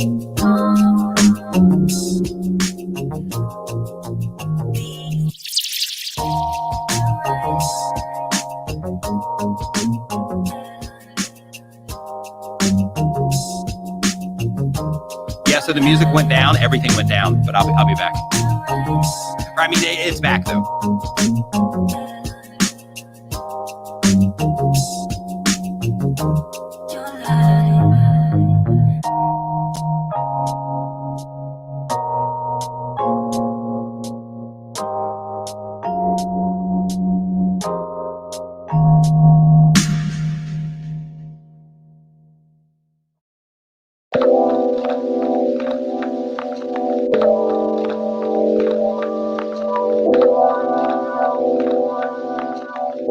Oh, hey, really quick, for those of you that decided to stay, one thing that I mentioned at the beginning of the stream, and I just realized that I forgot to mention. So YouTube right now, and I just want you to think about this just from like a global scale in terms of how it's going to increase the accessibility of our content. Right now, YouTube is testing with a handful of channels. I'm not one of them, but they're testing with a handful of channels, multiple audio tracks. So for example, like let's say that if I wanted to have somebody speak Spanish and send me the audio of my video, then somebody would be able to select Spanish as the audio source. If somebody spoke French and I had somebody do it in French, then they can select that. But basically it allows you to add multiple audio tracks to your video so that it makes it more accessible for people in other languages. So that's pretty awesome. And I'm thinking like the long term of that is going to be pretty epic. I didn't think that they were going to do that. I've always thought that with YouTube, I always thought, and I've been saying this since I started my YouTube channel, but one of the things that I've always thought is like eventually that just with, how like with all the apps and stuff that we have now, to where, you can just talk into them and it immediately translates. I've figured that they would basically have something that does that eventually in the future. That's what I'm hoping for anyway, to where like it doesn't matter where somebody comes in, that they have like their AI robot that will basically auto translate everything, through audio. That'll be incredible if they do that. But just imagine how they'll, how that will open up accessibility for all of our content. If they do that, that's just going to be incredible. But yeah, right now they are testing that though on some channels, but I just wanted to spread awareness to you guys for that, because that's just a really cool thing for the future if that ends up being a feature that they release to everybody.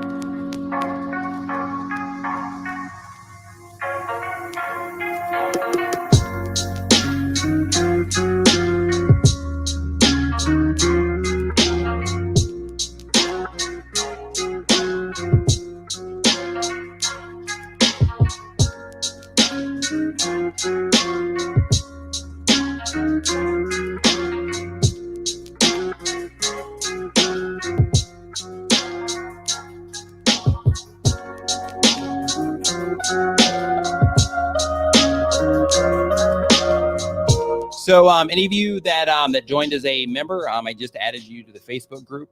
So if you log into your Facebook account, hit notifications, you should see it pop up there, and then you should be able to see it, the direct link in there.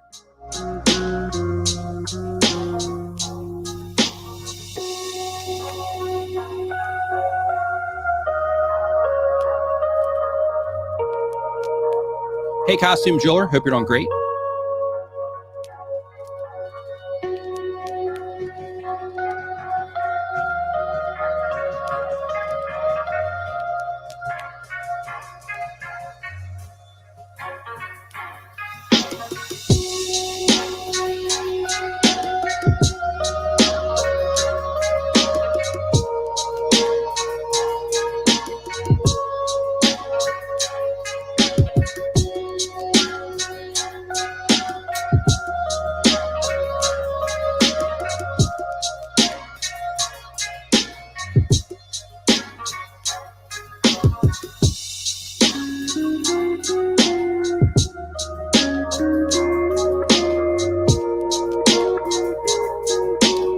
Yes.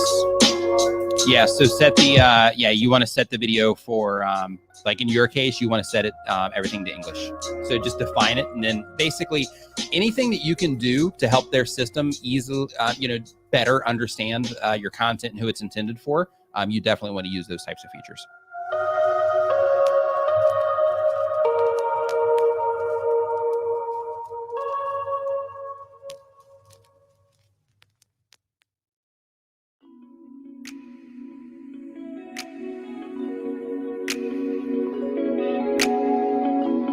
6 a.m. on a Saturday for you. And we've been going for 3 hours, 3.5. So, but here though, it's like 11:30 p.m. So.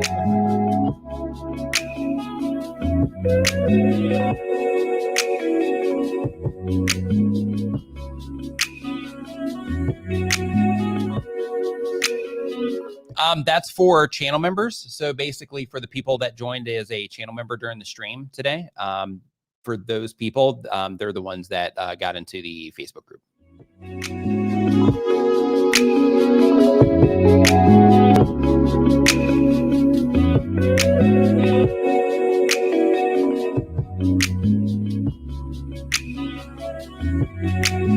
You know what's funny is I actually don't play a lot of games on this monitor. Like sometimes I will. Sometimes I'll play like Fortnite or GTA, but most of the games that I play, we'll just do it in the living room, on the PlayStation.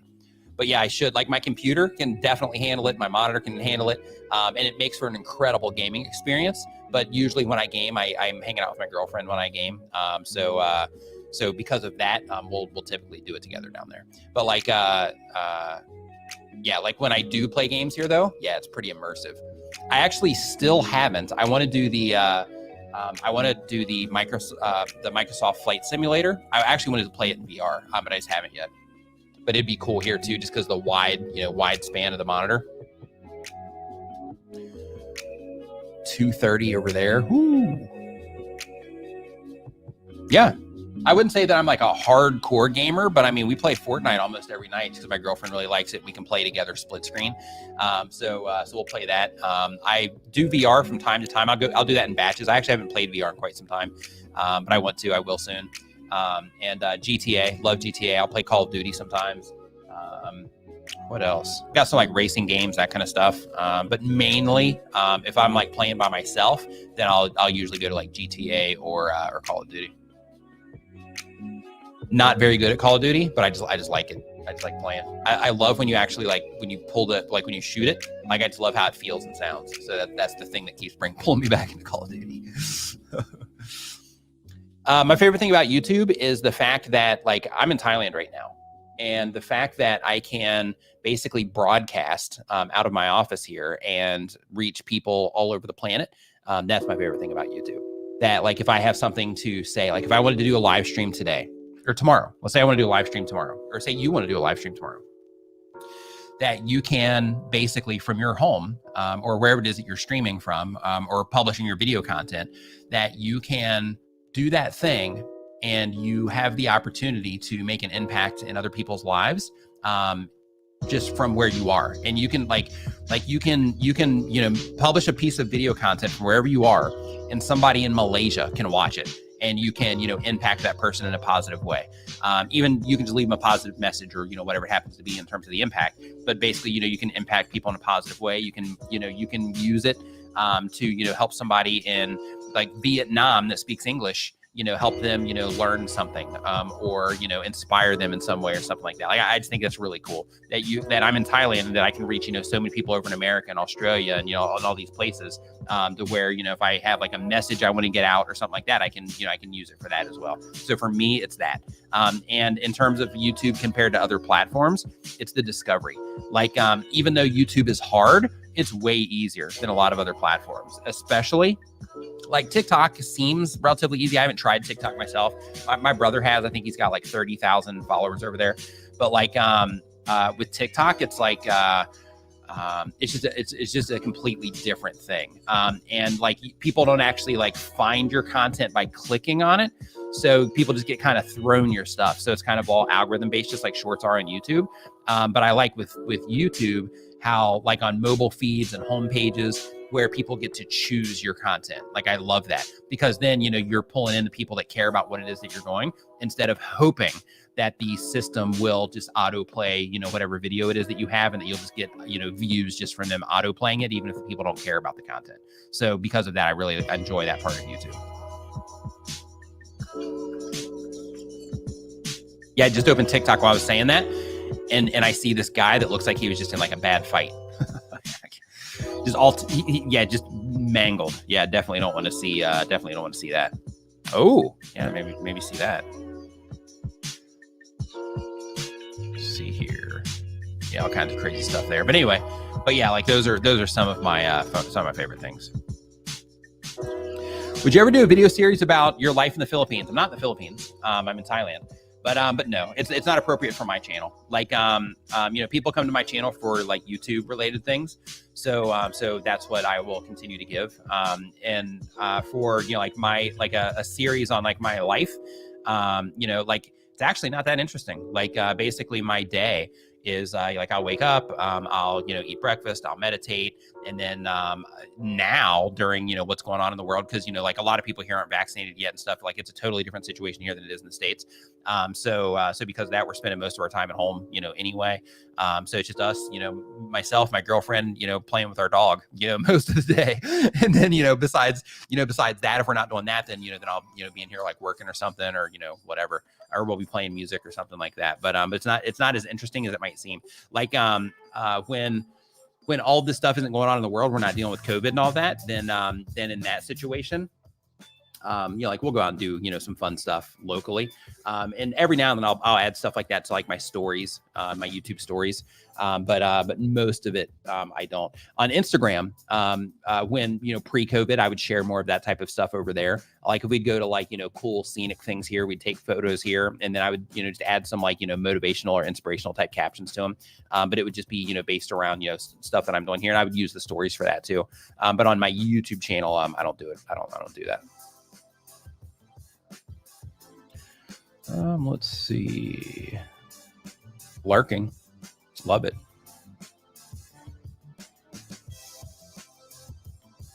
Rashea D.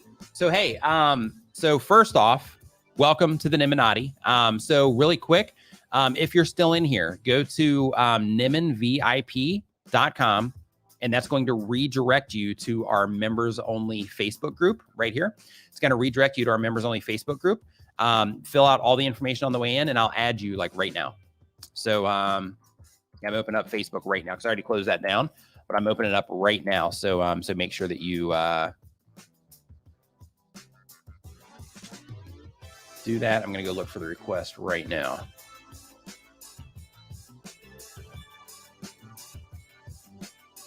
Chats.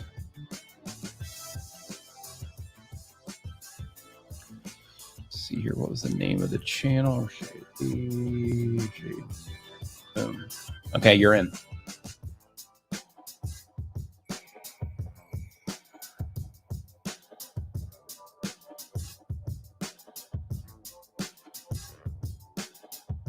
Oh, oops.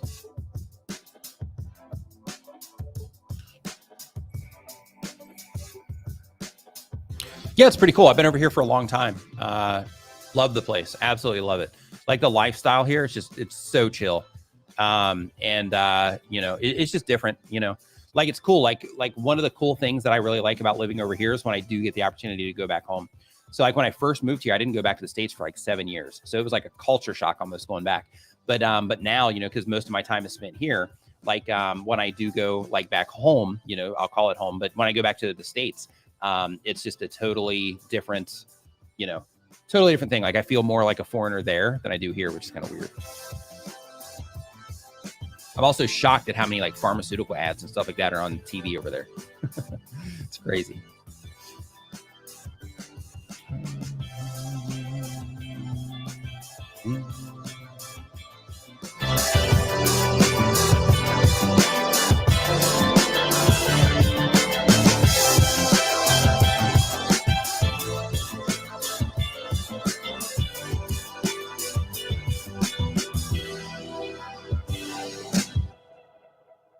Hey, Nathan, make sure that you go to nimminvip.com. It's going to redirect you to the Facebook group, fill out all the information on the way in.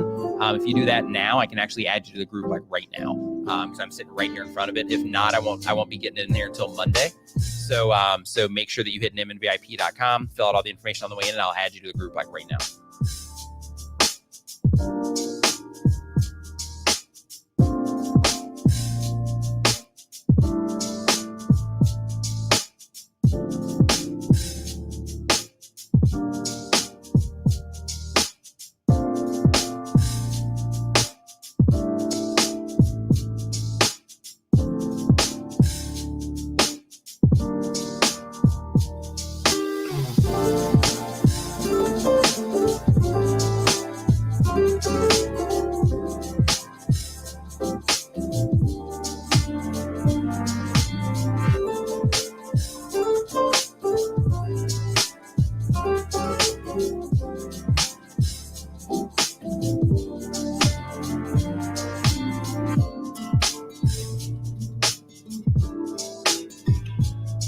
All right, Nathan, just added you. You are in there now. So when you go in there, as long as you're still watching this, like when you go in there, at the very top, you're going to see announcements. So in that announcement, you're going to see a spreadsheet. Thanks to Doug Hoosen, by the way. You're going to see a spreadsheet in there that's going to show a listing of previous live stream replays. So you can just kind of see what we do. And then you're also going to see, different things in there too. Like you're going to see like a promotion for Camtasia in there. Where you can get a discount from that. There's also just random freebies and stuff like that if you dig around in the group. But in addition to that, you're going to see a post to where it says like new members, this is where you drop your channel for feedback. So if you do want feedback on what it is that you're doing, make sure you drop a link to your channel and let me know what it is you want feedback on. And just be specific if you can, because that way when I look at the channel, I can make sure that I'm giving you the information that you need instead of just throwing a bunch of information that you might already know or that might not be relevant to what you're trying to do. So just be like, hey, let me know what you think of like my video intro, like how I'm opening up my videos or my thumbnails or titles or channel layout, like whatever the thing is. Just be specific about it so I can make sure that I can, cover that specific thing when I'm checking it out.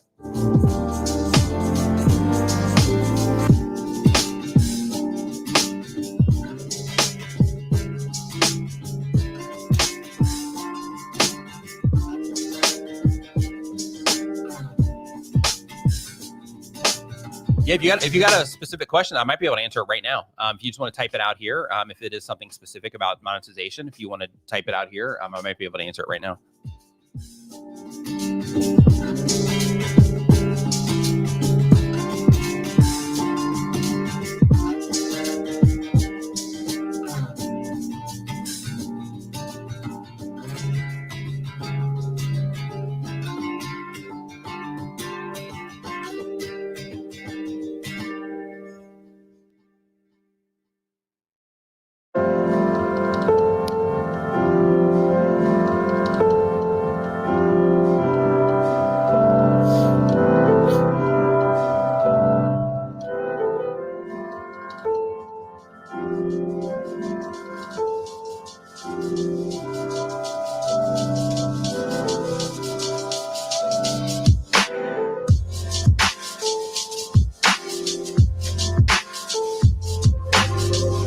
Welcome to the Nimminati.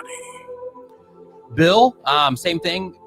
Make sure that you go to nimminvip.com. If you do it right now, I can add you to the group right now.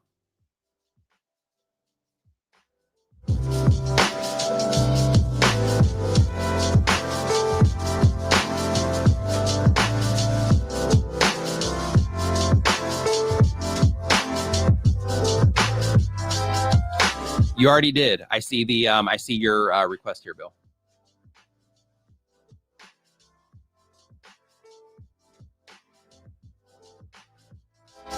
You are now in.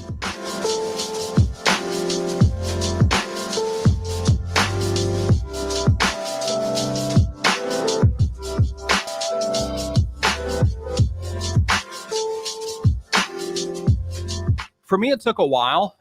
And in terms of like a YouTuber, like I'm definitely like, people are like, hey, don't identify yourself as a YouTuber or whatever. Like I definitely do.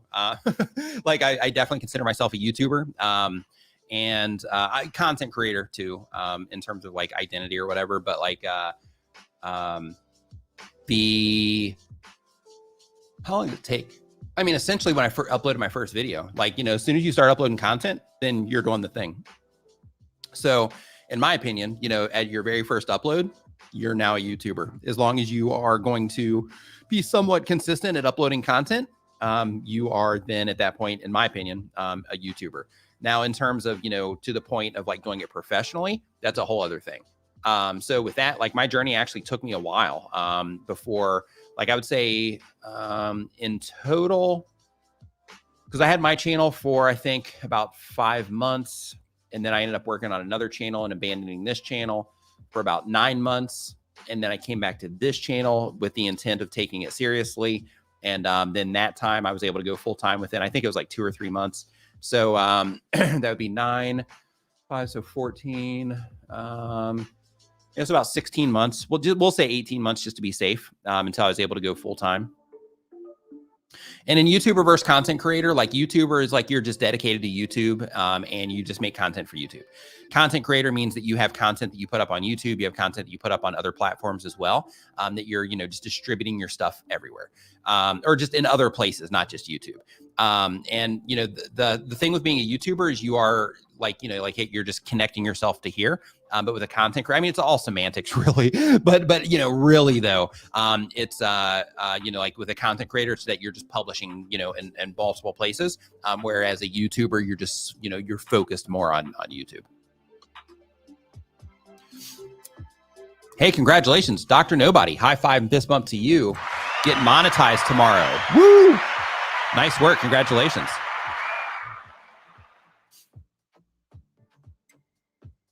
When you join, you get kicked out of the stream. Joined, also sent your request for Uncle Bill into your Facebook group. I'm a YouTuber working on the transformation. When you join, you get kicked out of the stream. I'm not sure what you mean by that. All you mean if you join as a member, then it kicks you out of the stream for a minute while you're going through that process. Is that what you mean? Yeah, I'm not sure. Also sent your request for Uncle Bill. Let me see here.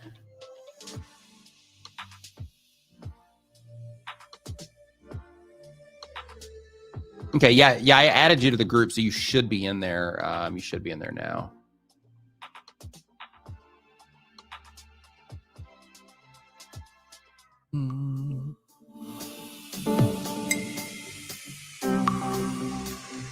Some people can do it in like 30 days or less. Other people, it takes them years. So it really comes down to you. So, and I know that's not the answer that you want. You want me to say like, hey, it typically takes around like, 2 months or whatever. But it really comes down to you because, like all of us, we come onto YouTube with different experiences, right? We come onto YouTube with different experiences that we can, life experience that we can apply to YouTube in terms of, different skill sets that we've picked up from, off YouTube life. So, some people come on with the advantage like me. I have like sales experience. I have graphic design experience, a little bit of video editing experience before I, came onto YouTube, and I can use all of that. As part of being a content creator. So like the sales experience helps me in being mindful of like how I'm saying things and how I'm framing ideas and all of that. And just being, intentional about, the specific things that I say in the videos, and the Design experience helps me with like thumbnails, video graphics, all that stuff. The video editing helped me there. And as part of the sales thing too, there's also like a presentation side to sales as well. So, that helped me in terms of, just being on camera and being able to communicate, in a certain way. So, I came onto it with those, but it still took me 5 months, just a heads up to you specifically, Sule XOO. It took me 5 months to get my first 150 subscribers on YouTube. So, just like most people, when they start YouTube channels, they just don't know what's going on. And we didn't have the information then that you have now either. So there are people on YouTube help content, but they didn't do it the way that we do it now. So like back in that time, people were giving advice and it was, solid advice. And they were covering some like surface level stuff. But at that point in time, YouTube was more of like, hey, we're going to give you these like tips, but then we're also going to be like really restrictive on the exact information we share so that we can try to like sell you on something, like get in a course or consulting or something like that. But nowadays, like there's, like just content creators, like there's a lot of channels that make content like mine. And we, just freely give, like tons of information. So, so it is just a different, different thing now compared to what it was then. Oh, interesting. Yeah, I guess it's part of that that process that they take you they take you through. Yeah, so here Encrypted Angel says, been making content for almost 4 years now, still not monetized. I don't even have 1,000 subscribers yet. So, in terms of context, right? So some people, they get it, right away. Other people, it can take time. So I'm actually going to see if I can find that. Hold on really quick. Let me go down to here and then start looking up Encrypted Angel. Actually, I want to look at your channel real quick.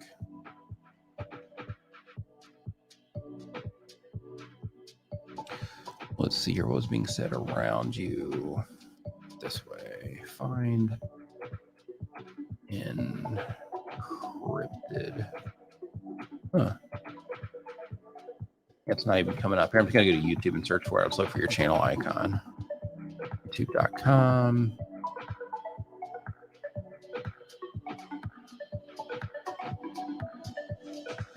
Encrypted Angels.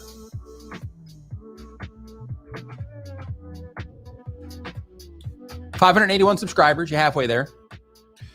Okay, let's see what you got here.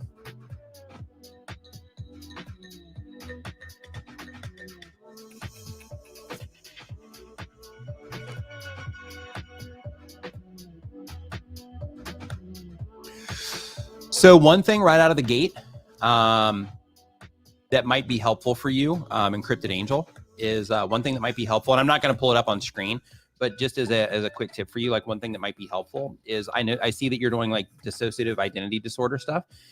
So actually like using those words in your title instead of DID might help the people that, that are into, not into that type of content, but that are actually dealing with that. It might help them easily, be able to identify your content easier as something that's for them. So even though you're talking about those topics, like I'm looking at this one, it says like our DID wedding, and on the thumbnail it says our DID wedding. So so unless you're like obsessively knowledgeable about dissociative identity disorder and then using the the shortened version of that, then the packaging for that doesn't make sense in terms of people being able to identify it. Here you also have like room makeover as well with this, and you do have it on there. You do have it on that particular thumbnail, but it's like really small. But other things too, like when it comes to your like room makeover, one thing to think about when you are presenting your thumbnails is like your room makeover. You have these two small little pictures in your thumbnail, and then you have a big thing that says like room makeover, and then it says with dissociative identity disorder. So like room makeover, a better version of that thumbnail would be like a split in the middle, and then you have like a before and after. That'd be a much better version of that thumbnail. And then you have, room makeover with dissociative identity disorder. So then you have the title that does the heavy lifting there, and you use the, the one version of the, the before and after to actually grab the attention. Just a little quick tip for you there.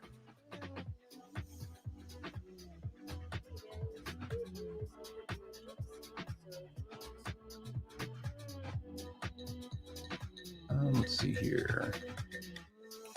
Also, just titles in general, like here you have find out what my system and I have been up to. like that kind of stuff. Like I would definitely reserve that type of content for later down the road. And I would just focus everything it is that you're doing on value-based. So it's cool that you're helping people out. But I would just focus more of the content on just value-based stuff versus doing that sort of thing. Just want to give a couple of, quick tips there. Let's see here.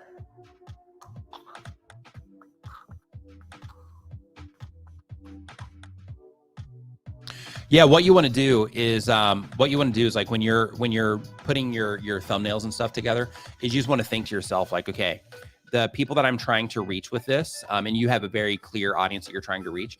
So what you want to think about is like the people that I'm trying to reach with this, like how can I help them identify that this content is something that relates to them, right? So just using the the right imagery, using the right words, all that stuff is going to help them identify from the outside. Luxury hybrid. Welcome to the Nimmin. So make sure that you go to nimminvip.com. That's going to redirect you to our members only Facebook group. If you do that right now, I'll actually go ahead and add you right here. If you don't have time right now, it's cool. I can add you on Monday. But here before I log off of here, if you want to go in there now, then I can go ahead and get you added to the group right now.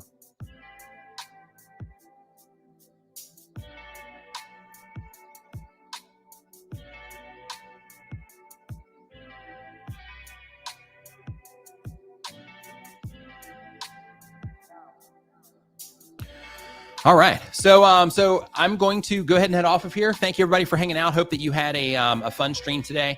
And I hope that you have a funner or a more fun, I don't know how you say that the right way, but I hope you just have an awesome rest of your weekend. And I hope that your next week is awesome as well. I will see you next week. Everybody have a fantastic, again, rest of your day. And I'll see you next time. Thanks for hanging out.